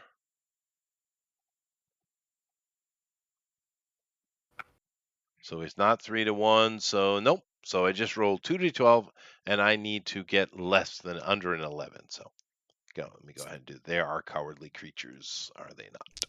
But they are hungry. All right. So and I did it. So he's sticking in the fight. GOP. All right. He's not. My character's happy about that because he just Yeah. wants to fight. Now I do have my other character. Now, how does this work, Dave? Now, I have a second goblin because they're both charging him, right? The second goblin is doing their tackle thing. So was the other one, but he failed his roll off. Now, GOP has already used 2 action points this round. He moved and he swung, and there's 2 action points. He does have another action point. Oh. However, the other goblin gets to make his roll. Does he get to make an automatic defense against that goblin or no? No, no. If he's out of actions, then the goblin only has to make a check against his dexterity to see if he's latched onto him. It's All a right. feat roll. It's a feat roll. It's a feat roll. Okay, so I'm going to do this roll here. So it would be this one. But so he's not doing that, so it would be this. Okay. So I basically roll this and I add +4, I think it is. Yep. All right. So I roll my D8 -1. So you're rolling against my dex, said? Yes. Yeah. So I Yes. got a 7 +1 is 8. So I have an 8, Dave. +4, so that brings me up to a 12. I rolled a 12, so I rolled my action dice, and I added +4 because of the situation modifier. So I got myself a 12. Now I'm doing a feat roll against his dexterity, so I'm under his dexterity. Is that good? So that means he latched on Okay. whatever he was going to grab.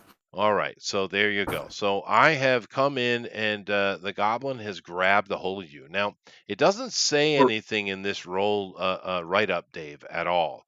But seeing as I have latched onto him, do I do any damage? Well, if you're going to grapple him, no. If Okay. you were trying to bite him or slash him with your claws, yes. No, I'm trying to grab a hold of him. So I basically, I have both arms and legs in entwining our mighty Scottish 12. All right, so now let's. The other people are moving and stuff, so it's just you and I, and we each still have an action point, though, Dave. So both the goblins have an action point. The one that took damage took pretty good damage. He made his fortitude roll though. So they're both in the fight, and GOP, of course, also has another action point. And that's how it works. You can only do 2 actions. Now, keep in mind, some actions cost more action points than one anyway.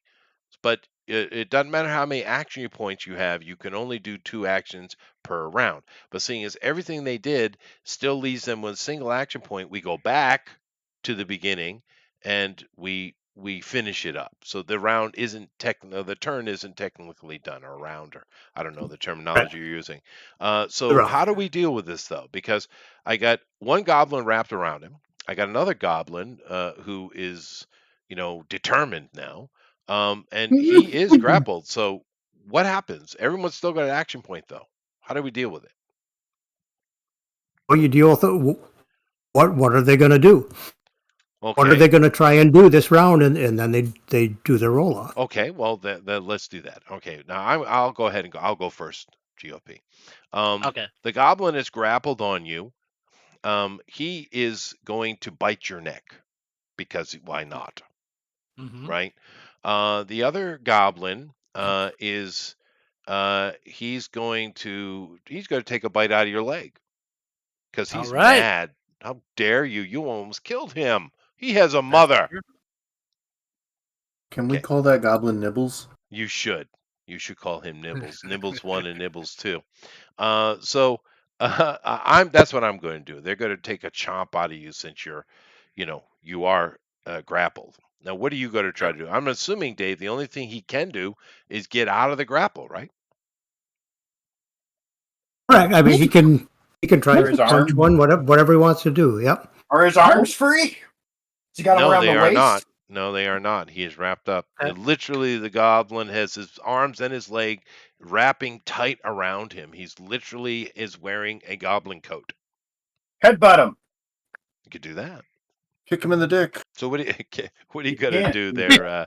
That is actually a legitimate strategy. We found like when we were playing with Can I do that while I'm grappled? You can knee him right in the junk. No, that is actually a tactic. I would think so. Yeah. Can he Yeah. knee it upon the groin, Dave? He can, yes. Okay, there you go. That All right. If that's you know how much he's grappled, so you have to determine that. No, I would say the way the goblins got him, I think he could. I think Like a big the bear hug, headbutt yeah. would be more effective, GOP. But well no there the ball strike is more entertaining, and we're all about the cinematics. So go ahead. well that is I'm pretty sure if I recall correctly that is an actual like Yeah, there is but a in the thing way for he's that got a hold of in you, the it game. wouldn't be realistic. But I don't care. We're going with it. Well, it should like stun. It does It stun incapacitates for like, right? 1d12 rounds. Yeah, I If thought you that's what we heard before, if but you I hit could be him, wrong. yeah. Yeah. Okay. It's up to you, man. Well, let me I see mean, here. Hold on a second. He's gonna eat you either way. I don't see anything about ball strike here. There is nothing here with ball strike. I'm sorry, dude. It's a combat technique, the groin strike. That's all right. It's not here. It's all right. never mind. I won't do the groin strike if I it's mean, you not. can. I go I know. ahead. I don't I see mean, it. this is the condensed version. I pulled up we tried playing a little bit. We didn't have a lot of time, but there's more charts in the Oh, I'm other- Okay, cool. my bad. If you know how to Yeah. run it, go ahead and run it. I'm good with that. I don't care. But I Yeah, just don't see I could- anything to mechanically work off it. But anyway, we need to roll All right. off first. So you are if you're gonna kicking. do You're doing if you're gonna fisticuffs. do yep, sorry. Yeah. If he's gonna do that knee strike or groin strike with his leg or however he's gonna Okay. go at it. I'll pull And the up. dangly bits are right there. So all right. What do I roll then? Well, I know what I'm rolling. Now, here's the thing, Dave, though. This is what I need to know because I do have two things going off. We will do you versus the grappler because, that's what's happening. Yeah. And the grappler is just trying to bite you. So, but here's the thing, Dave, because he is grappled, Yep. this is a full mount, and it says here this maneuver is done to an opponent that has been knocked to the ground and is facing your PC. Okay, I can't do that.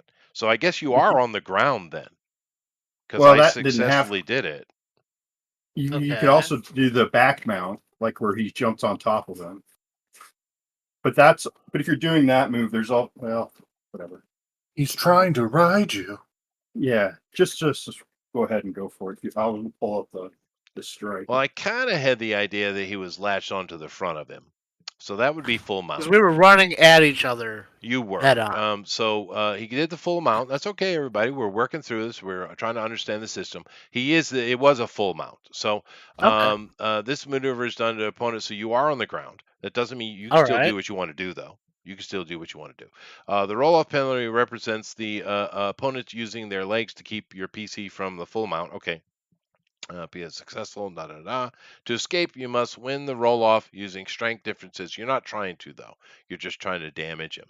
So, because I'm full mount, no, I couldn't have done that anyway. And so I had to do back mounts because of the cost. Okay. So, but because the thing is, in the campaign, they're using the word tackle, and they have a cost here,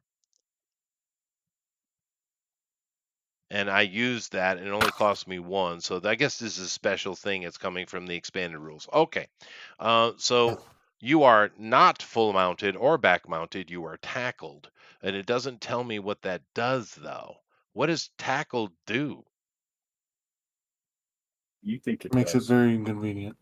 Well, I mean, now that we're in effect, what I'm trying to get at, Dave, is I must get some kind of bonus to my roll, and he must get some kind of minus to his roll because I am in the advantage situation. So how do I deal Mhm. with it? Because this is tackling, and under my quick start rules, I don't have tackle listed.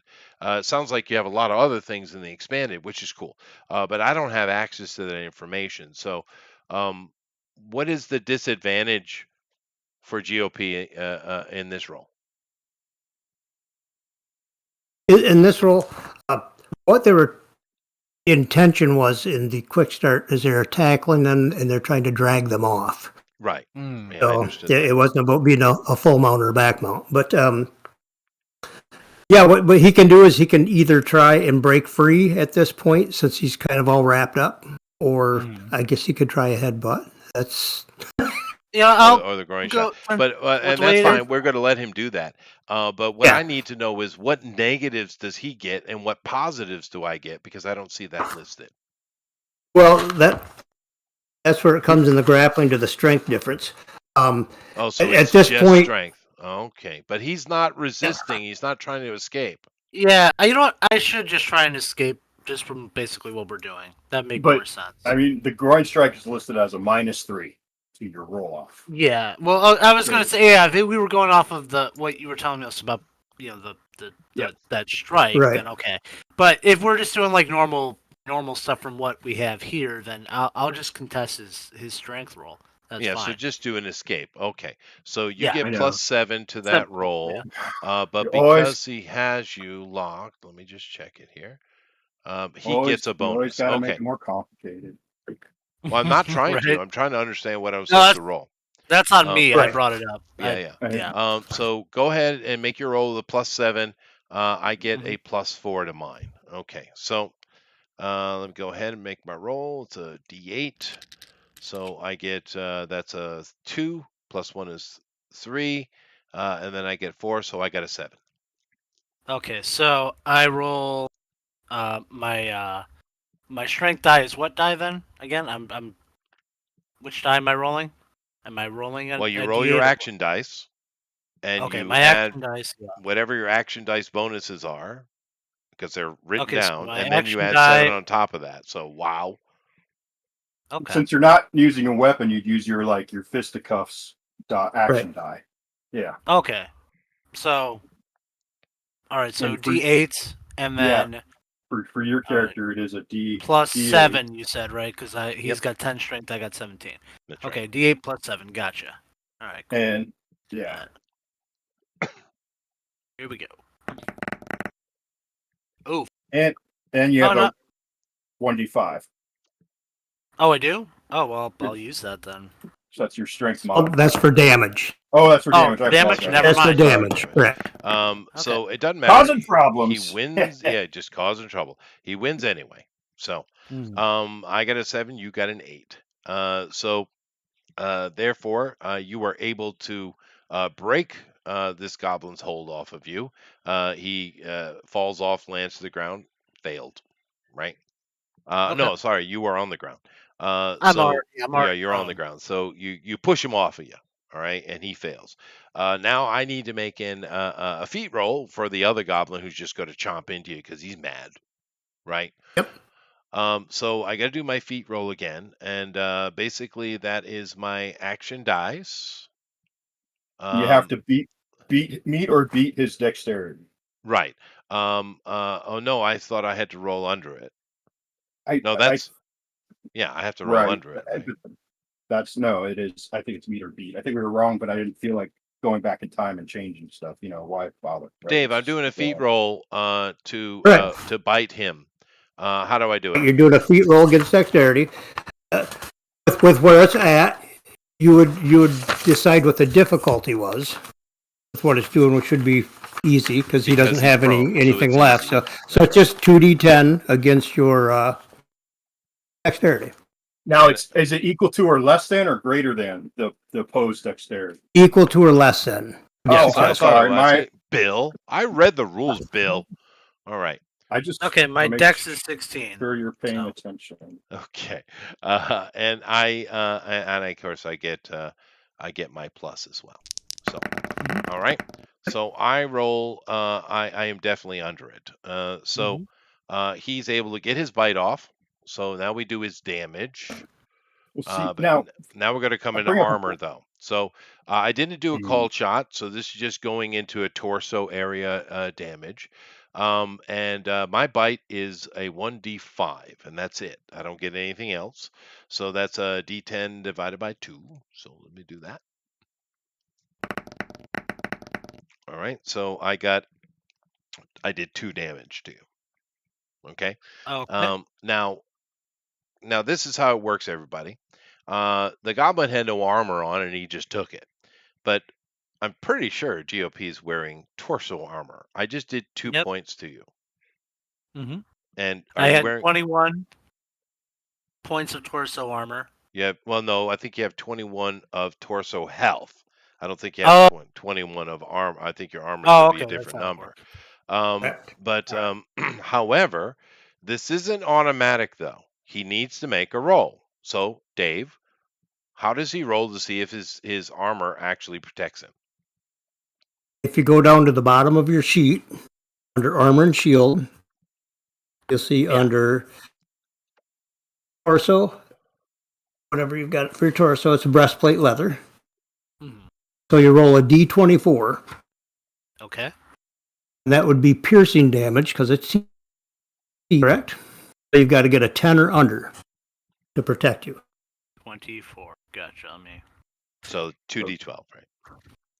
Yeah. Okay, go ahead. You got a 12. You need to, and he needed to get over a 10, right?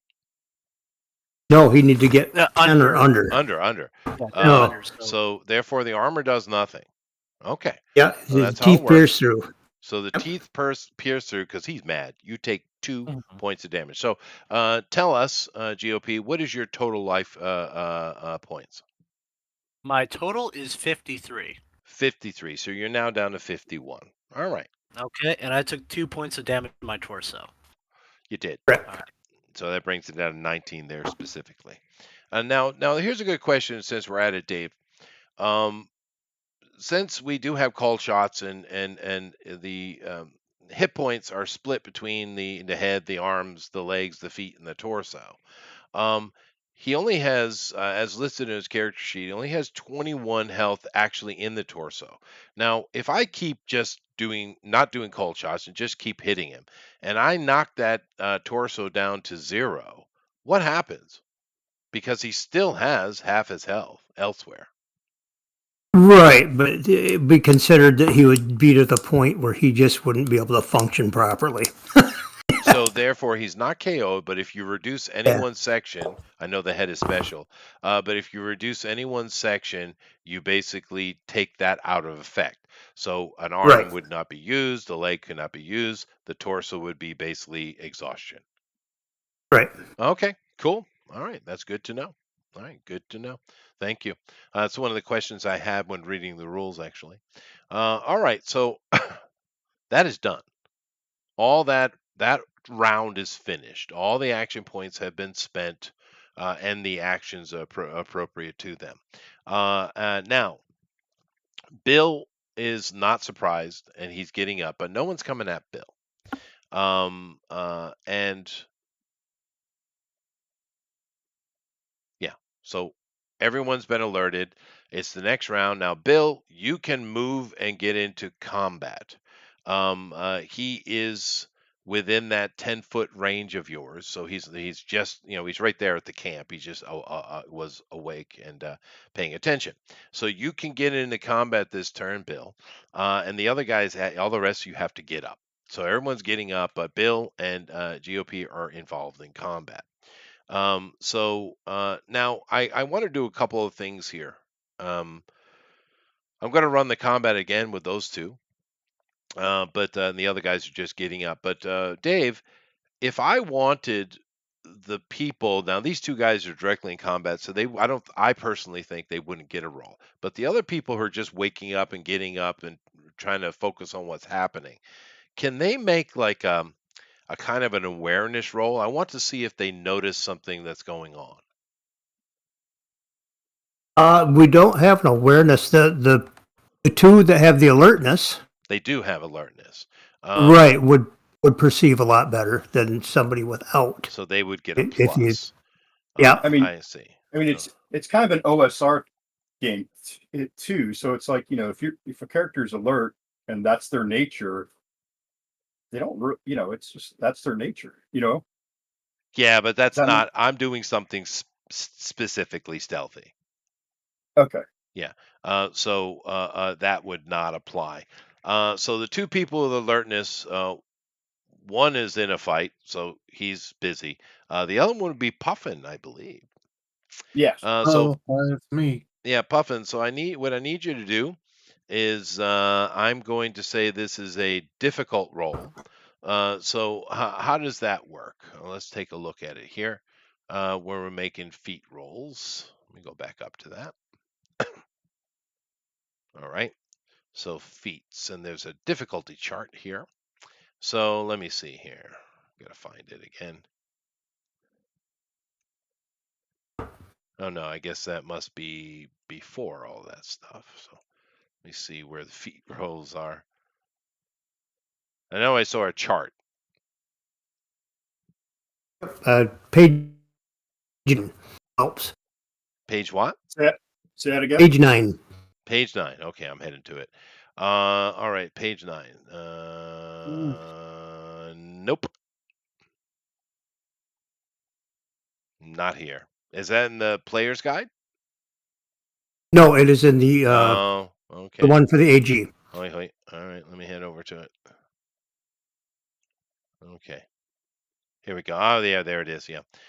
So I would say this is it's not extreme, it's difficult. So therefore, you have to roll 3d12 plus 3, it says here. And you have to roll underneath your wisdom. Now you got alertness, so I would assume that would be plus, that would give you a -1 in this roll, so that would be +2. So roll 3d12 plus 2, Puffin, and see if you can roll under your wisdom, please. All right, 3d12 plus 2. Mhm.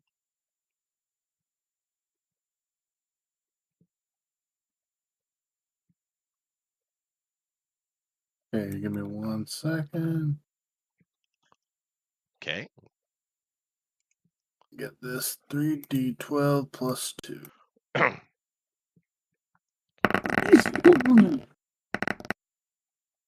Okay. So It's no, just I don't think so. But what's oh, your wisdom, just so we can clarify? it's not loading. I don't even know what I rolled. You roll a 25. What's your wisdom for your character? 19. 19. Okay, well, this is close. But you're unaware of it. Okay, so let's go deal with combat. So you got two goblins. One of them is wounded pretty severely, actually. He's got a chop in his freaking chest that he's bleeding profusely. He does take a point of damage because of that at the beginning of the round here. So the other goblin has yet to get hit, so I don't need to make 42 roll for him. So Can I ask a quick question, Chester? yeah. So that goblin took all that damage to the chest, right? What is the goblin's chest health? Doesn't tell me. Okay. Yeah. So Yeah. the goblins don't it's have. 40% You would break it down of to 40%. yeah So would of he his be down overall then? life points. No, I'm saying this is an eternal, immortal goblin. GOP, deal with it. Oh, okay, fair enough. Yeah. It's just my So That's luck. in this another. world. It's yeah. So all right, okay. So But but it's- he is not in good shape. He's certainly not. And the only reason he's here is because he got mad. He made his fortitude. So tell me, first let's start with Bill. Bill, your well, buddy, your buddy is your Scottish buddy is being attacked by goblins, dirty, filthy, monstrous goblins. What are you doing? now on this, it's one action for me to get up, and be ready to fight. Oh, that's right. So you can move into the area. You can't do anything this round unless you No, have some kind of ranged weapon. I do have another action though. I have You do. two. Oh, you So have I two would more. like. Okay. I'd like. Well, I have a total of two. One to get up, and the second I'd like to cast a spell. Okay. Um, What do you want to do? So you got to get I up and cast a spell. All right. I'm going to use the spell called Shelter, and that spell creates a shelter from the surrounding environment. So I'm going to pull the rock up that's around the wagon and use it to raise up. I can do a 5x5, like square that can go up to like 4 feet in height with the amount of points I'm going to use. So I would do it on either side of it's a wagon, so or is it a carriage? It's carriage. It's a carriage. So then going to Well, block. no, I guess it is wagon-esque, isn't it? Yeah, you're right. Is it okay? So is it like a sort of like a traveling?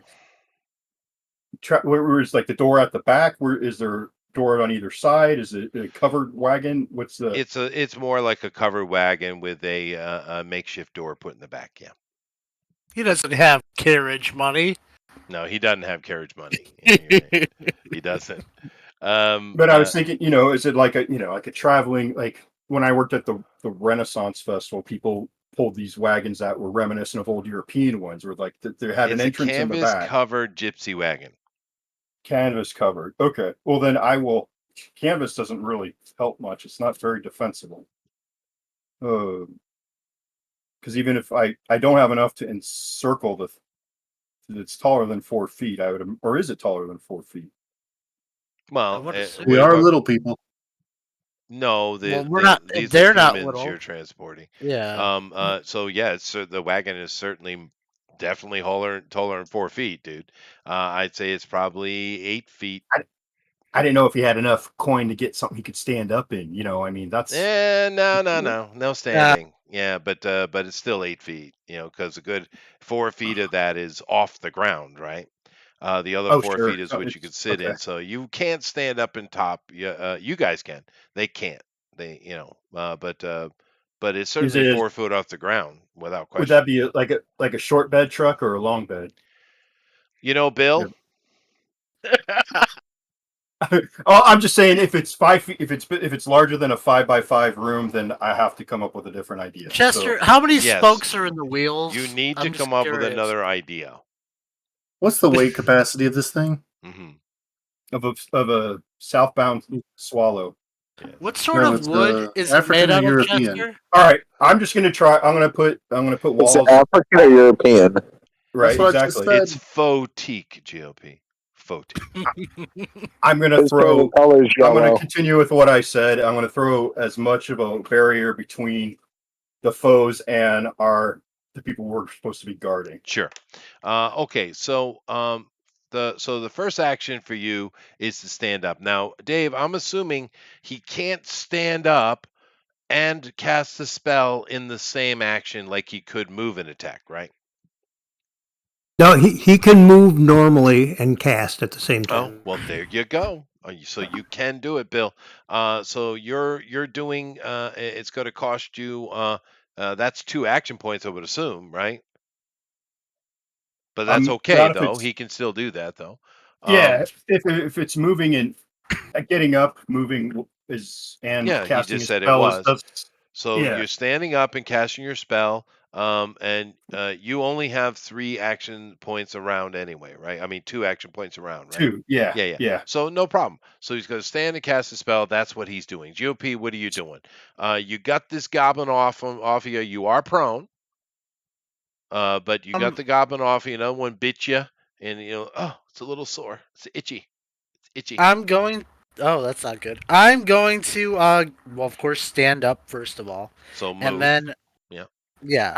So wait, does move and attack count? Well, I would assume if I'm standing up, it's not the same. Well, he just Like, I said can- you can, so you can stand Okay. up and attack. So that's 2 All action right. points, I will and that's what we can stand do up this and round. attack. So you're Yep, good to that's go, what and I'm you gonna have an additional point you can use later, where Bill does not. Okay, so you're standing up, and what kind of attack you got to do? What do you got to level in here? I'm assuming you want to do your thrust. Can axes thrust? If they have a spike on the end. Shut up, Puffin. God, you're not supposed to Well, be helping. Yes, he is. Okay. He's my teammate. Well, I would assume the one that thrust. No, go ahead. I'm just joking. Go ahead. Thrust doesn't really do that much damage anyway. So I don't. So Oh, the that's two your of them, fault. you said chop. I can hit both of them at the same Yeah, time. but that right? Or you is don't that- have enough points for that. Oh, that's true. Yeah. But I do have enough for slash. You said. You do. Yes, you do. Okay. Yeah. Well then, I am going to Uh, slash at the one I've already hurt. Okay. And So that's attempt what to you're kill him. doing. So therefore, now Dave, help me out here.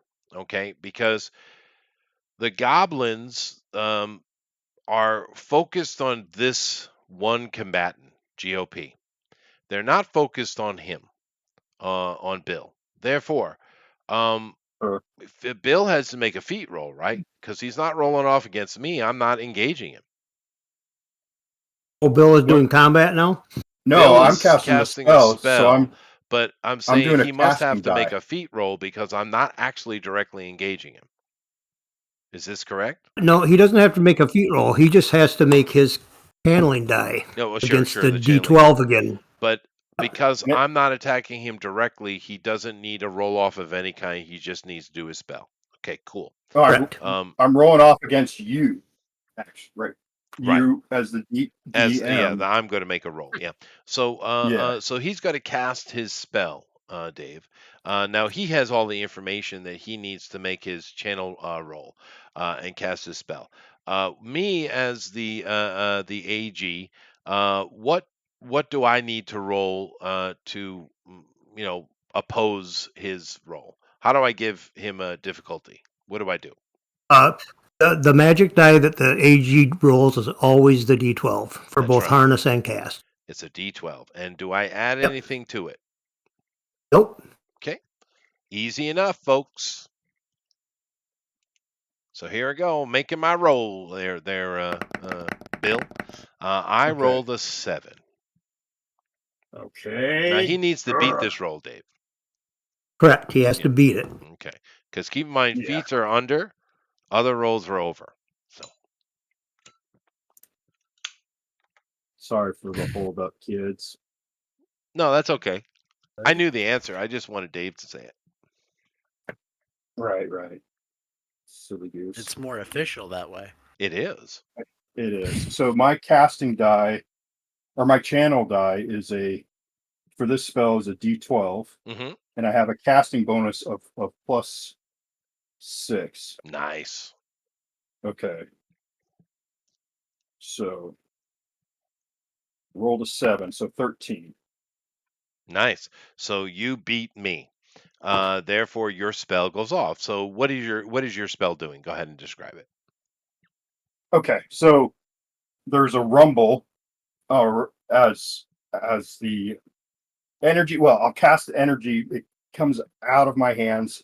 The energies, then you see it in the area of effect that I want it to happen. There's a rumble as the earth comes out of the ground to make a stone structure around the wagonage. 4 foot high. Yes. Yeah, but goblins are short. It's shorter than the goblins. It's taller than the goblins. It is. It is. It is taller than the goblins. All right. So that's cool. That's a good idea. It's a defensive move. Good job, Bill. Back over to you, GOP. You and I are in deadly combat. with 2 hit point bites that are itchy. Okay. Yeah, so as I get up, I take a swing at the one who just bit me. The one who I already did damage on. Right? Okay, so recap again. That is, I believe, let me pull up my character stuff. So that is for my battle axe, it's a D10, Mm-hmm. right? And then I add a +8 to that. There you go. Well, that's a lot. My thing is very simple. I have a D7 plus 1, and that's all I get. Now And he's I only still add the D5 on the damage. well. Yeah. You're still prone though, but No, you're moving up and oh, you're attacking. Therefore, yeah, we'll just say it's not. So I get my my D7 plus 1. Okay, I'm rolling. And you would not get the reach bonus modifier at this point okay. So Oh, I, that's because fair. he has breached your guard. He's inside that reach guard, so you have to beat him without the reach bonus. all right, so I subtract 3 from my modifier. Okay. So Correct. I, meta- Mr. Rolling 8. Okay, so I roll a D10 plus 5. Gotcha. Why are the dice so big? I feel like don't you're know. in trouble. Probably. You're not gonna D10 make it. plus No, 5. All right, you here we ain't go. gonna Come on, make give me it. something good. What did you roll? I rolled an 8. And I rolled an 8. So how does this work? Well, now that's a tie. Now, You interesting tied. things can happen in a tie. Tell them about it, Dave. It means you both get to do damage. You Mhm. both get to do what your action was required. Mm-hmm. Okay. Yep. Mhm. Cool. Yeah. So now I didn't actually say what I'm doing, but they're just attacking you, right? Now the one that you're attacking that you hurt before, he's just mad. So because these are kind of animals, right? They're not really sentient things like a humanoid in other games. So he's literally just clawing and biting at you. Where the other one is still being more tactful. We'll get to him in a minute. Um, but this one is just, he's going to take another chomp at you. And you're going to do your damage as well, which is probably going to drop him. But he's got to get his 2 cents, baby. All right. So this is a D5, so D10 divided by 2. Okay. so he hit. Ooh, that was much better. That right there is a 4. He just chomping on you now, but might not. The Ooh. armor might protect you. True. So let's do my full thing, and then we'll do your thing after, because more than likely you're going to drop him. So I did 4 points of damage. Go ahead and make your armor roll again, please. Okay, let me pull that up again just to make sure I do it right. Okay, so for that, you said I'm gonna roll my what is it? Excuse me. I forget now. Which one is It's right there listed on your thing, and I roll a D12, right, Dave? Mhm.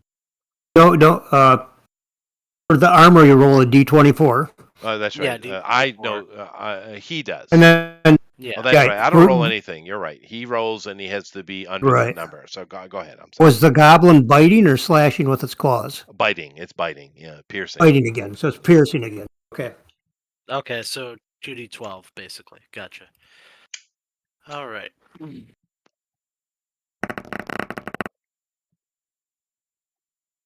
Okay, that's 11.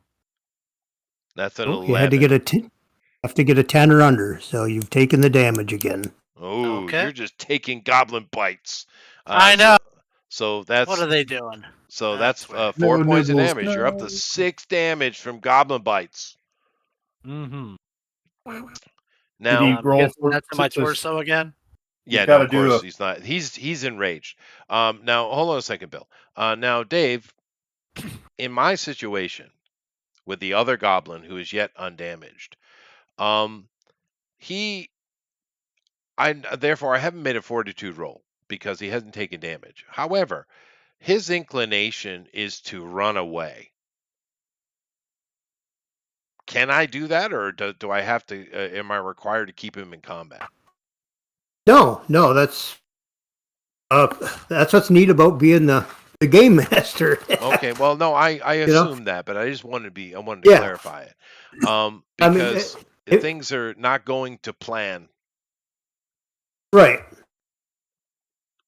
And We have that fortitude table for if you just don't know how you want to do it, the tables are there to roll on. I see. So it's And that it's gives simply you to make it easier for me. Now, the correct. reason I'm asking really comes down to this: these are listed as animals. They're barely sentient. They're not humanoids as we know them in other games. Right. Therefore, it's kind of animal instinct is what I'm thinking about. But inside their communities, are they loyal to each other?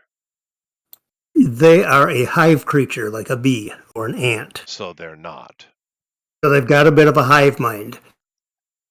I see. So yeah, no, he's running.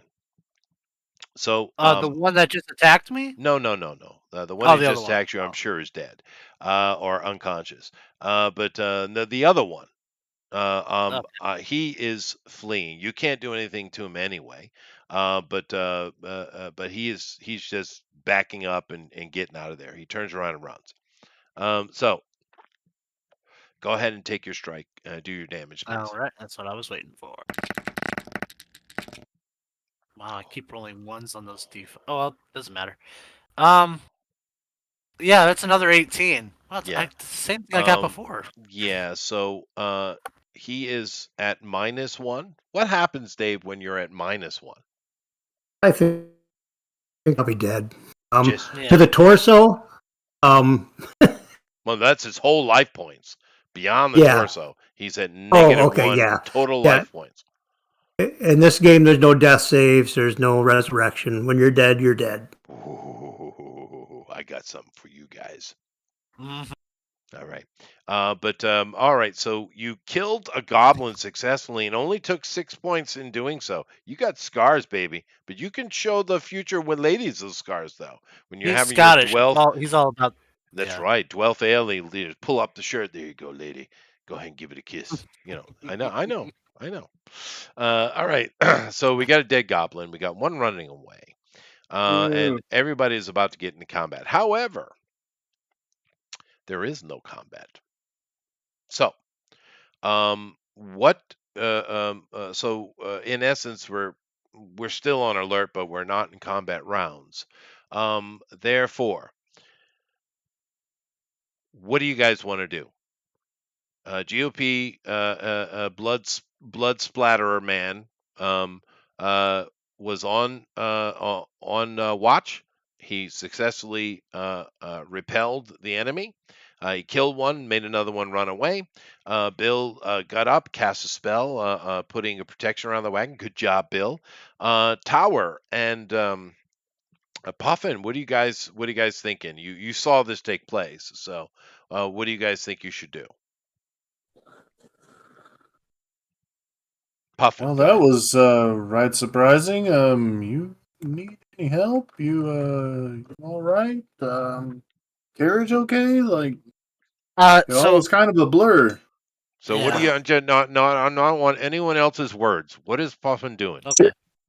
I'm going to sit up and going to investigate all around.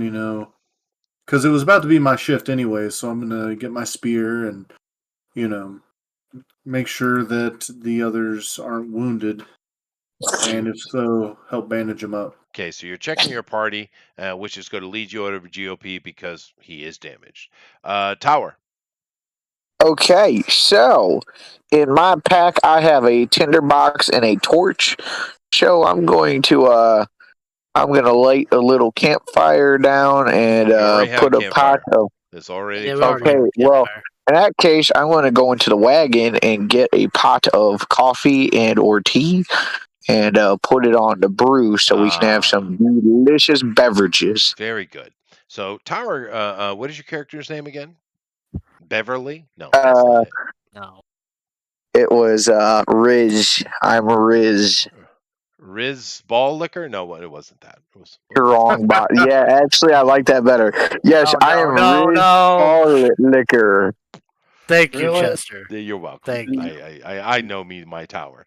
All right, so But my friends now, call me Riz BL. so there we go. Tower goes over to climb into his wagon, and get some manner of caffeinated beverage. So And you, as you go into the back of the wagon, I'm assuming you knock first. But you don't have Oh to because no, the I door don't is knock a. first. I just open the door. Oh well, you didn't have to because the door is ajar. Is that a joke? Wow. Do I really Oh need my to teach you God. the vocabulary of the word ajar? Oh boy. AJAR, not jar, not a jar, ajar. That's what my truck says when the door is not fully open Yeah. or closed. Not fully Dave, you see what closed. I'm dealing with, Dave? Yeah. Dave, a little bit of love, Yes, Dave. Tower. I understand the pain. Thank you. Oh No, boy. Tower. What I'm saying is, the wagon's door is open, and there are no occupants inside. Well, I That's look not and I good. say, "Phew! It's a good thing I didn't walk in on anything frisky up in here." And And then you I get your grabbed a coffee, pot right? of coffee. Yeah, good. Yep. Okay, Yes. Get your good. coffee. So, Tower comes back, gives everybody coffee. Everything's good. Yeah. So where's the Lord and the lady? Well, wouldn't know that. You're bandaging Oh, a Scotsman who is 3 foot tall. That Um, doesn't uh, take very long. Bill's on a no. It takes like at least 15 minutes. He's got a bitch half the time. Tower's handing out coffee, and so the only person that could make that oh, oh, question oh. would be actually Show up. Bill. Ooh. Bill, what are you doing, Bill? Oh. well, I was kind of being as that would be in the forefront of my mind since I was Yours, yeah. my intention. My intention was to protect him to begin with. Well, this is 3 seconds later, so go ahead. Oh, Yeah. Chester. Okay. Well, then I'm going to start say, hey, Puffin, we need to find the Yeah. tracks, and we look for the goblin footprints. Well, hold on a that have second, run- Bill. I, So Puffin is healing up your partner. Tower's doing the coffee, and you. So Yeah, I you. don't. I well, don't care if You. he's healing them. Let's go. well, Just put Chester. the rags down and let's go. Well, We have hold to on, find Bill. the Baron. Tower, That's what I- please. Tower, please. Okay, I, Bill. You don't know they're missing yet Bill because dropped out. Tower has not told you. Who, me? Yes. You Tower was he trying. dropped out. He dropped out when you said that. Yeah, but I mean, what I was saying. Okay, so I'll back up and slow down. I would, since it would be in the protecting them is the forefront of my mind, obviously, because I shielded them from danger. That was my intent, and then from there, I'm not worried about the Dwelf. He is a warrior, and Sure. has taken. So, as what's his name comes out with the coffee, I see that it's empty and nobody is inside. So I say, put down stop healing him. Let's go. We have an emergency. That kind of thing. Right. Start looking for the method or the direction that the goblins ran off with. Okay. Excellent. Or hopefully I don't find pools of blood and left, spit out bones, but Well, trying to. I would never. And Oh, Puffin, I do already- appreciate it, but you I already do have a have. healing spell I'm holding on to right now. That's okay. He's doing his thing, dude. Yeah. It's okay. So all right. Yeah, So it's fine. the camp is alerted to the fact that the Baron and the Baroness are missing. Now, the thing is, I did give a roll and it was failed, but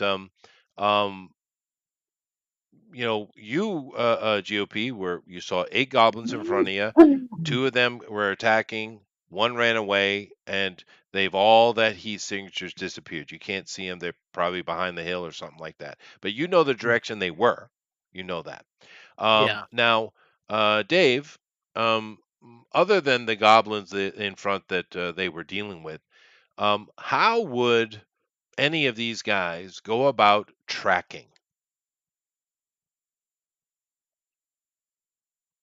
Dave? None of them have tracking proficiency, do they?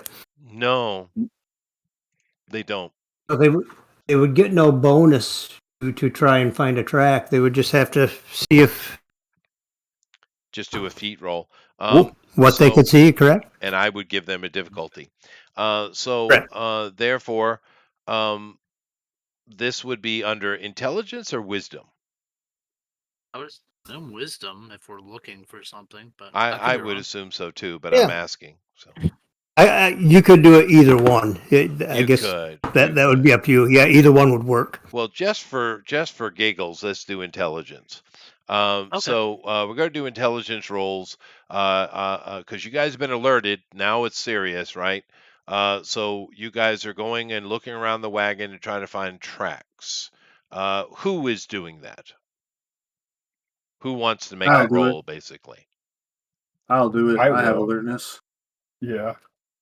We both can, but go ahead. You said Well, look up alertness first. isn't going to help you in this situation, but I get your point. Yeah. Now, let me see here. Because you don't have the actual skills, and therefore there's no modifiers on dropping, I'm just putting difficulty. Now, what do you think, Dave? They don't have the skill on it, and this was an actual professional that did this. So I don't think it would be normal. My inclination is go difficult because they're not skilled and it was a professional. A skilled person did it. Is that the right thinking for this game, or is it a normal roll? Well, is it sand? Is it rock? I mean, is it something likely to see it's rocky, footprints in? mountainous territory. Yeah, yeah. My inclination, just from all the games I play, would be difficult because one, Yep. they're not skilled. The terrain is not great, and the person who took them is skilled, quite skilled in stealth. Okay. So I would say difficulty. Is that a good move just for the viewers? Is that Sure. a good choice on my part? Sure. I mean, if it was solid rock, of course, then it would be extremely difficult because you wouldn't No, be we're able not to going to see go that. We're footprints. not going to go that Right. far. Yeah, yeah. Right. Exactly. Um, So that works. Okay. Okay. So it's a difficult roll. Therefore, you guys need to make a 3d12 plus 3, and you need to get underneath your intelligence to find for whoever wants to make the roll to make it. Go ahead. Can someone Okay. assist them? Or would that not work in this scenario? I don't know. Would that work in this scenario? I don't think assisting would help here, but more than one person could try it. I don't see why not. Yeah, no, I agree. I think everybody Yeah. could try it. Yeah, no, so no, GOP. You Okay. guys get a 3d12 plus 3, need to be underneath your intelligence, not on it, under it, and everybody can make the roll. So go ahead. All right. 3d12 plus 3. Here we go. And that includes Coffee Boy. I'm way over, so Okay. no. Oh, Power. how many dice do I be rolling? You roll 3d12 and then plus 3, and it needs to be underneath your character's intelligence score. Tower. Tower.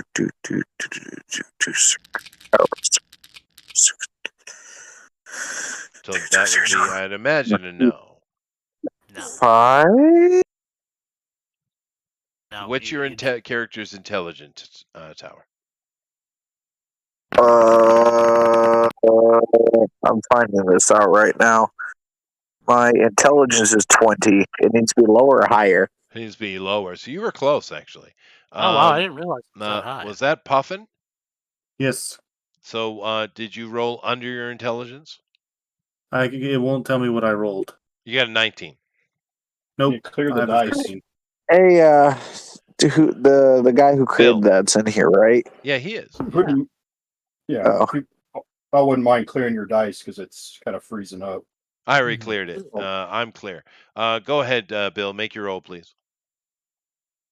Or you Yeah, can't because All you're right. freezing up. I see. Okay. Oh, there Yeah. we go. All riding on you. You have I to. like Oh these yeah. dice. There we go. I know those are a cool die. They are a cool die, yeah. All right, Bill succeeded. Bill, the determined one. Everyone else couldn't find it. To be fair, because this was a professional. However, you do pick up the trail. Now, how do you guys? Now, Bill's on it. Now, how do you guys? You just leave the camp as it is? What do you want to do? It was just us and the nobles, right? Well, Wagons, horses, gear. wagons and horses. Yeah, we should probably take. I would assume we should take the horses and the gear. I wouldn't want to leave them; they'll get eaten. Why don't we split the party? Oh, great idea. How about we don't do that? and You stay with the horses. I stay behind. My character wants to fight. He's not interested in Well, Bill's watching. saying, fuck that noise, let's go. And let me just Yeah. translate for him. Yeah. Yeah, no, I get it. Yeah. Okay, let's go. Good. We'll take what we can Buffett and carry. Tower, are we good? We're going? Let's go. All right, everyone's gone. I finished my coffee. Yes. It's a one shot. It'll be okay. I don't know why I have all those dice being rolled, but someone got 111. Sweet. All right, so Bill, you're tracking along, and you got the trail, and you're stick to it's very fresh. So I'm not going to make you make a ton of rolls. So because it's very fresh and you did catch it. So you're following this for a long enough period, then it becomes very very easy because there's a couple of interesting things that you've noticed, Bill. One, these are definitely not shown, meaning these are not shoe prints. These are footprints, but they're big ones, like human Oh, size. But oh, they're not. But there's no shoe. There's no heel. There's no sole. It's a barefoot. But it is human size. However, it does meet up. And it's just a single pair, by the way. It's not like two or three. It's just one person, and or one thing. But very shortly down the way, past the hill where the goblins were coming over, this meets up with a whole bunch of smaller goblin feet, right? And they are all traveling together now, and it's very easy to track from this point forward. Now, it doesn't take much tracking because they're actually not that far away. Matter of fact, let me go back down here to my thing. I think it was like 65 feet away or something. Let me see here.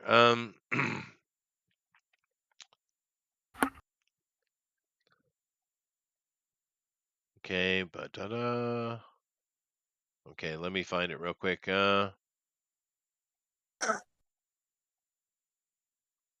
Okay, so I got to go all the way to the end for this. Hold on a second. Let me just jump down. All right. Because they actually separated it. Yeah, here we go. All right, so um, uh, you go north. It's not very far. It doesn't give me an actual number here, but it's not very far north. We'll say it's less than a kilometer. And you're in the hills, of course, now. And you guys, everyone in this party can see in the dark, right? I have yes. thermal vision, so whatever that does for me. Only one who can't is Tower, I believe. Yeah, the Tom T. Oh, so he has a that's why he was trying to light a torch. Okay. Um, anyway, you see a cave, and as you guys, I would light a torch. yeah, you would, Yeah. yeah, you got a torch. So you guys come on a cave, and you bring your torch up to illuminate it. It's not a very big cave. It's only about 10 foot high, about maybe about 15 foot wide. It's not huge, but it's certainly big enough.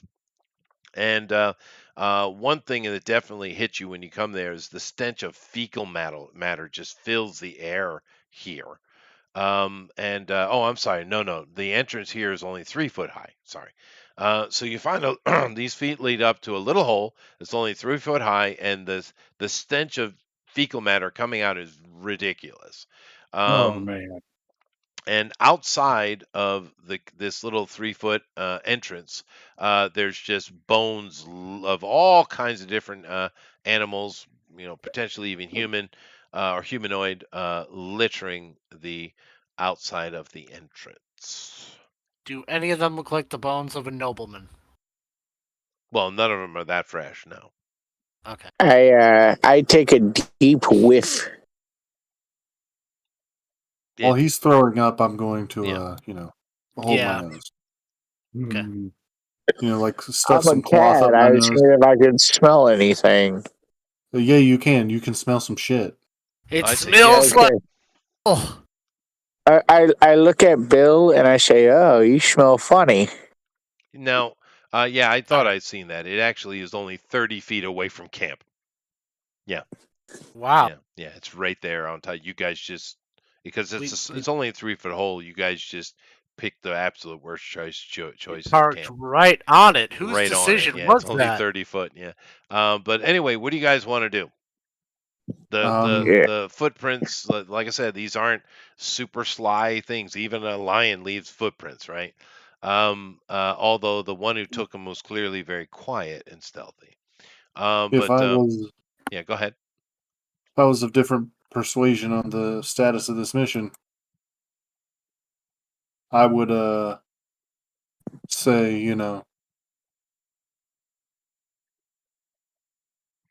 probably the best thing to do would be light a match and walk away, but we can't do that. Yeah, the methane here is pretty high. No, you can't do that. Anyway, Wait a uh, minute. What about Power's torch? Is it close enough that it's going to catch? no, we're not going to go there, Puffin. We're not going to go there. All right. Mhm. Anyway, it actually worked out really well today. Thank you very much, Dave, for coming in. It was very informative and very helpful. I had planned. I kind of what I did was because this adventure has like we were on scene 2, and I jumped to scene 18. Dealing with the goblins, and there's a whole nother thing going on in between the goblins that I didn't want to touch. And I didn't. The way it worked out, explaining the game, looking at it play, we got to the goblin part, and that's great.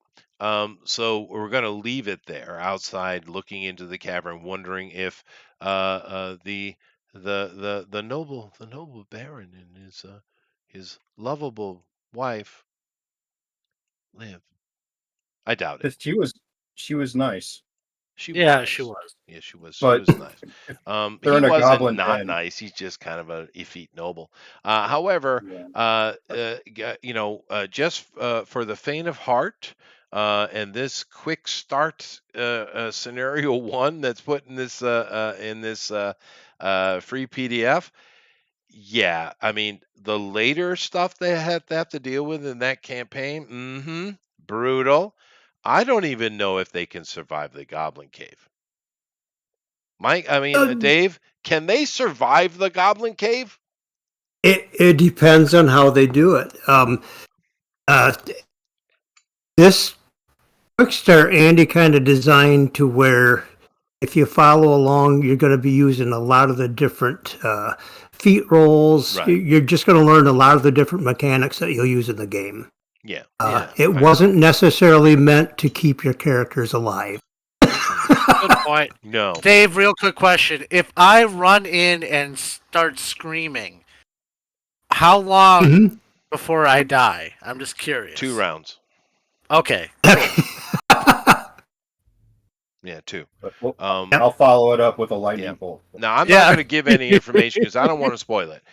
You guys can go download the 2 things. You could download the player one, you could download the adventure guide one, and you could try it out for yourself. All right. We are able to show the mechanics. I'm happier. I do understand the game now a lot cleaner. I think it works pretty well. You need to get past the curb.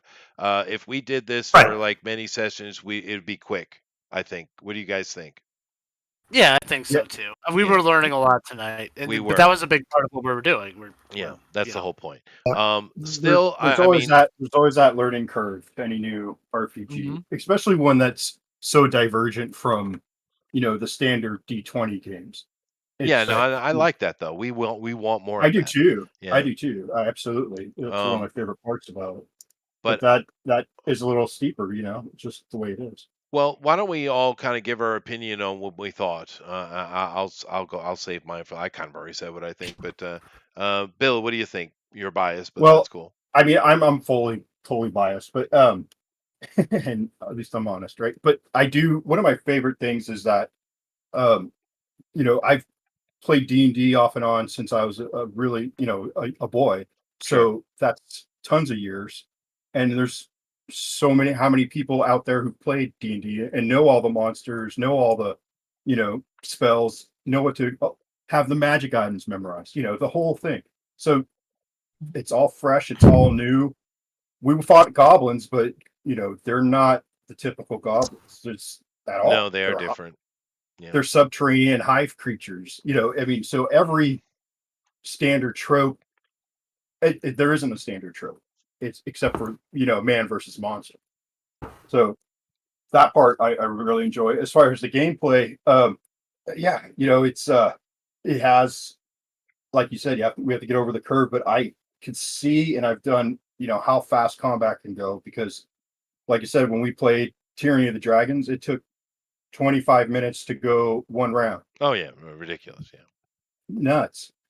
And this isn't that. So No, it's not. It is much quicker. We were getting quicker toward the end anyway.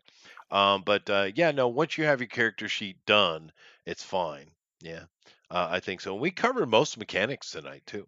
I think. I What do you think, Tower? Go ahead. so which guy is the writer and director of this here thingy? Dave. That would be Dave. The only person we Hey. don't know, Dave. Yeah. Hi, Dave. Hi. There's one thing I would recommend to help all of our piss wolves out there. I think you should have a character that has near zero intelligence, like borderline autism, and but he's very strong. When I say borderline, I mean like Power's by not borderline, I mean affiliated with the game in any way. No, I am not. No, I am not. I am a humble street tower. Enjoy it while you got it. But no, I'm just saying you should make a character that is like borderline mentally. You're surprised he can eat food while sitting down and not choking to death. But he's super berserker. Well, Dave, would you like me to handle that, or would you like to get out of it? Well, us lower functioning D&D players can really get a swing at it. It's a nice spread over here. What do you want to handle that, Dave? I want a very white bread character, plain white bread. Right. One thing is we didn't want superheroes. You'll notice that the life points you start out with is the life points you have. You're not gonna like in D&D level up and get more life points and more life points. You're never gonna have a superhero character in this game. We kind of did the point spread as how we do it is 2d6 plus 8. That gives you a 10 to 20 point average. We feel if you're really, I guess maybe not really dumb, maybe you'll still go out because you're dumb. But if you really don't have many skills, you're gonna stay dumb enough, a pack rat. Like he's stupidly strong. Yeah, he's just like stupidly stupid at the same time. Like Tower. He can barely talk, but he's got the other things going for him. Tower. Right. He got the top hat, but he doesn't have the cane. Tower. These are pre-generated characters. Yes. Yeah. If we were playing this ourselves, you could make whatever character you wanted. Right. Okay. Well, I was just saying it'd be something you could throw. One for the album. Okay. Puffin. Hello. That's me. Opinions, sir. I think the game has a lot to make it unique and a lot of room to grow as well. Yeah, I think so. Yeah. I think that certain things, like as a game designer myself, I feel like it has a lot of areas in which it excels, and it really nails the feel of old tabletop gaming. Yeah. And on the flip side, I think that there are certain things that could be done to streamline the experience in order to help people who have no, how do I put it? No experience with that era to acclimate easier, if that makes any sense. Yeah. Because I have some frame of reference, because I started in 3rd edition 3.5, but I had people that were, who played from the beginning and were very influential in my D&D understanding that constantly corrected me. And, Right. there's that. But I think it's really on a good track. I think that a lot of people are going to pick this up and they're going to play it because it reminds them of a better time when, asymmetrical gaming was something to be looked forward to, not, oh no, I'm not as good as my friend. It's, I love oh no, asymmetrical gaming. it's like my friend is weak, therefore I must be strong to help my friend, and maybe, because I can make a million good rolls, but it Right. takes like one bad roll for me to just be worthless, whereas my friend could get one critical, and the thing is he could bring in another character, and this is one thing I experienced in my gaming is I brought in new characters to try to help the group and be useful, but they had no way of competing with my friend's mid-maxed characters. You know what I mean? Right. But the Yep. thing I realized is that my friend's characters didn't trust my new character. This was an outsider. This was someone new, and they actually role played all of that. It's like, who's this new person? I don't know who this is. Who are you? And even though you feel like sometimes you're worthless in a situation, you really are what you play. And I think the system really accentuates that you're not just a hero, you're a person. If that makes sense. Yeah, no, Yep. it reminds me of um GOP. What was that kind of miniature board game that came out that it's called Monster something. It made millions and millions and millions of dollars. It was stupid. Um, but that had some mechanics in that board game. It's a role playing board game that are similar to the deathly level of this. I can't remember Monster something. But No, I don't think I played it. no, well, you couldn't afford it. But It was ridiculously expensive. it was a Um, board game. yeah. Okay, never mind. But anyway, thank you, Puffin. What do you think, GOP? Um, I really like. Okay, so I'll go over my favorite thing about the game. I really like the how you actually become more powerful with weapons. Like that, I think that's like the really strongest part for me that I like the most. Because I came into tabletop games a lot later than these guys did, or most of these guys did, except for Tower. Uh, so like I started playing with fifth edition. So I wasn't used to the being much more scarce with spells kind of thing. Hmm. Okay. So I do like the idea that banking spells kind of is like a counterbalance to like the limited amount of spells or how long they take to cast. I like banking spells, so I actually like that aspect of the system. So So wait till you see crafting. Oh my god. mhm.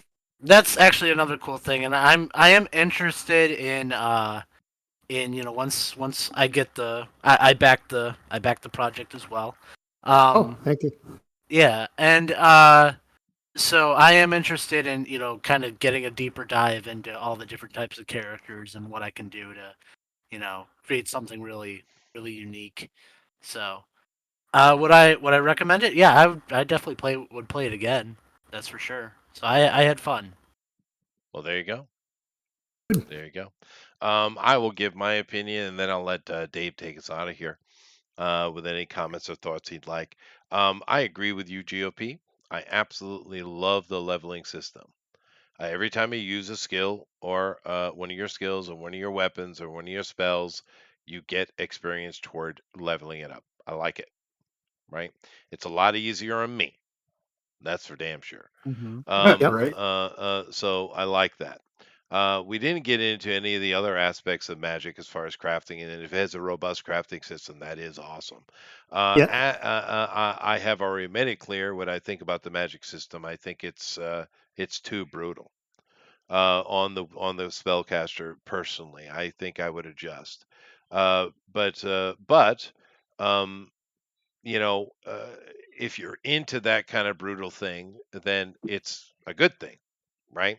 And this game is built for this because, like he said, you get a certain amount of hit points, and that's kind of what you got, right?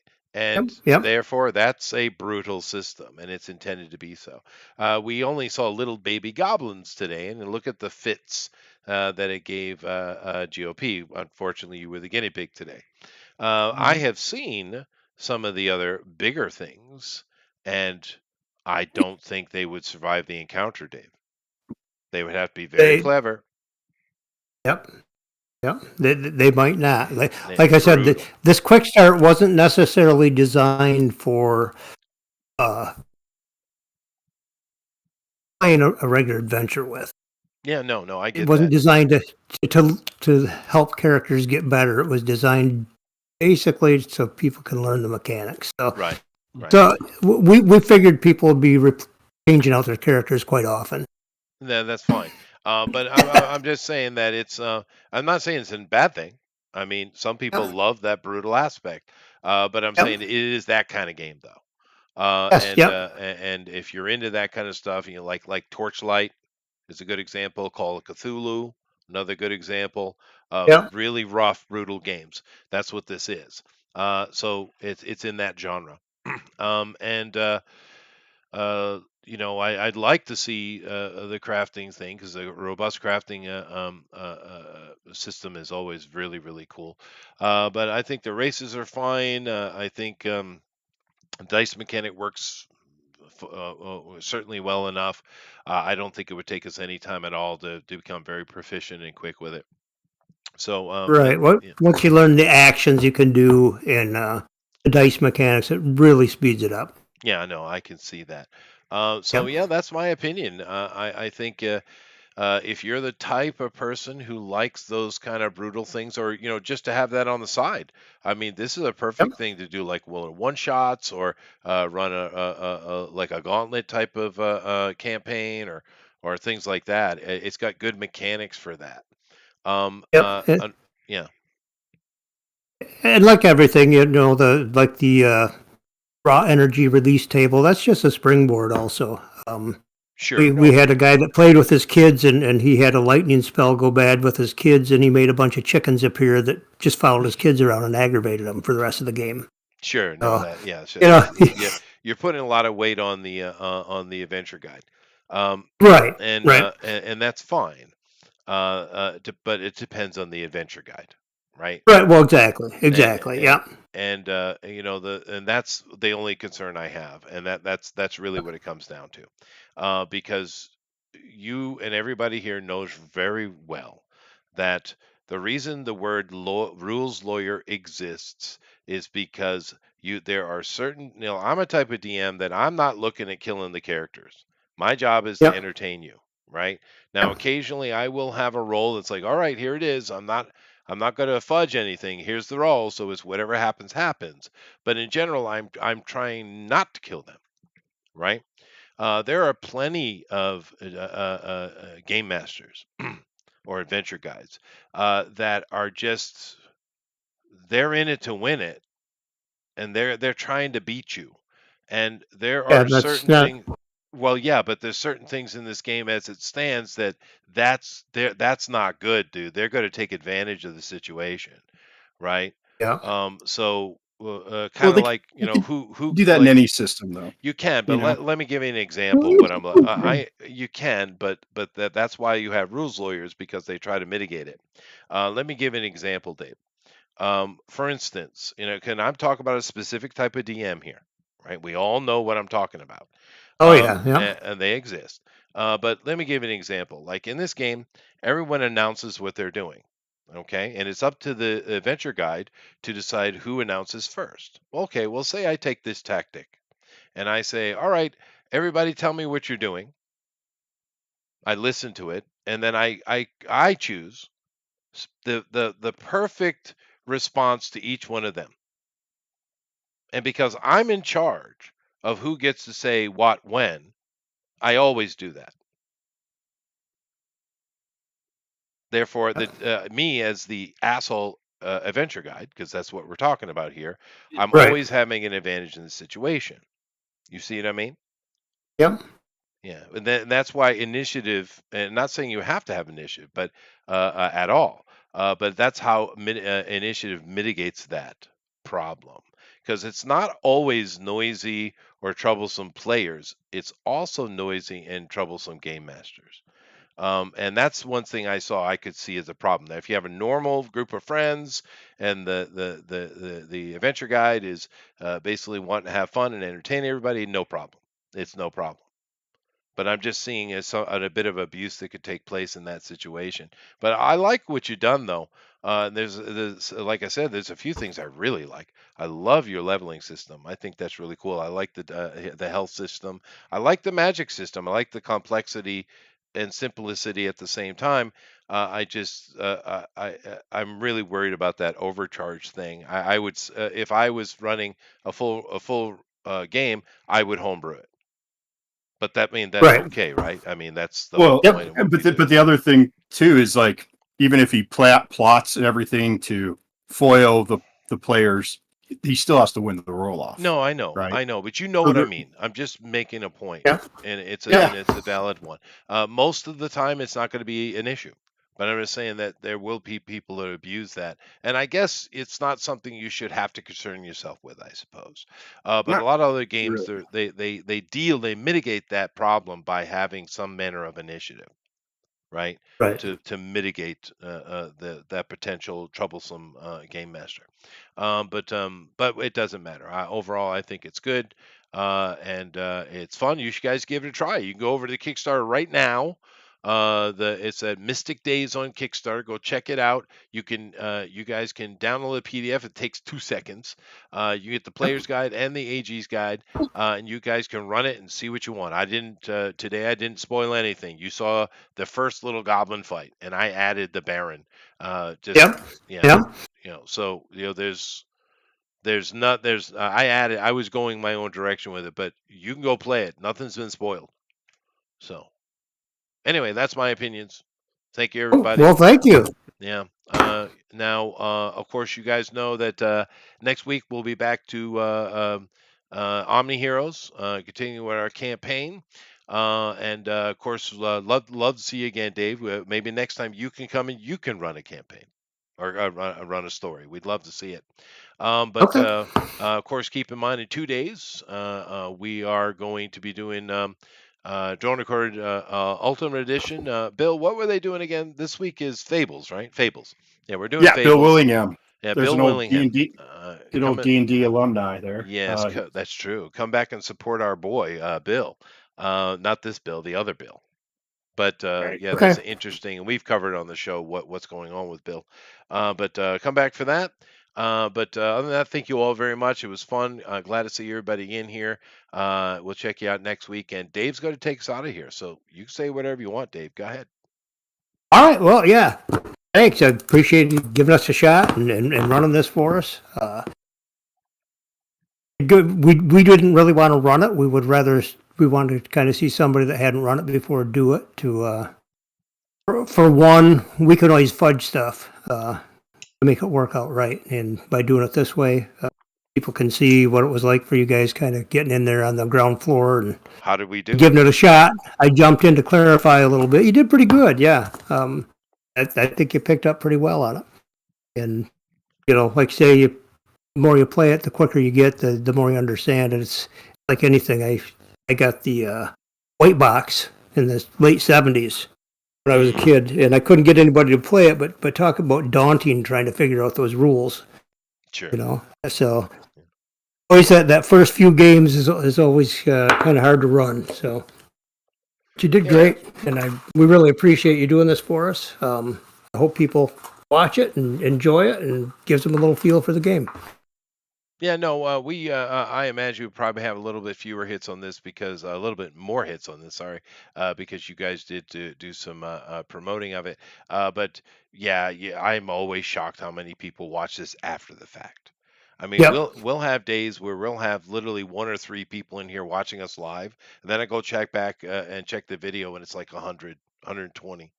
Wow. Okay. Yeah, it's like I don't understand, but I think what people do is they kind of look at it as like a radio podcast. They're doing something else and it's in the background probably. They're Right. listening to it. So all my Yep. work for my visuals that I put a lot of work into, no one gives a shit. No one cares. But anyway, all right, guys. Thank you very much for checking out. Next time, thank you very much, Dave from Mystic Days. Like I said, go check it out, and we'll see you all next week. Later. All right. Thanks. Bye-bye.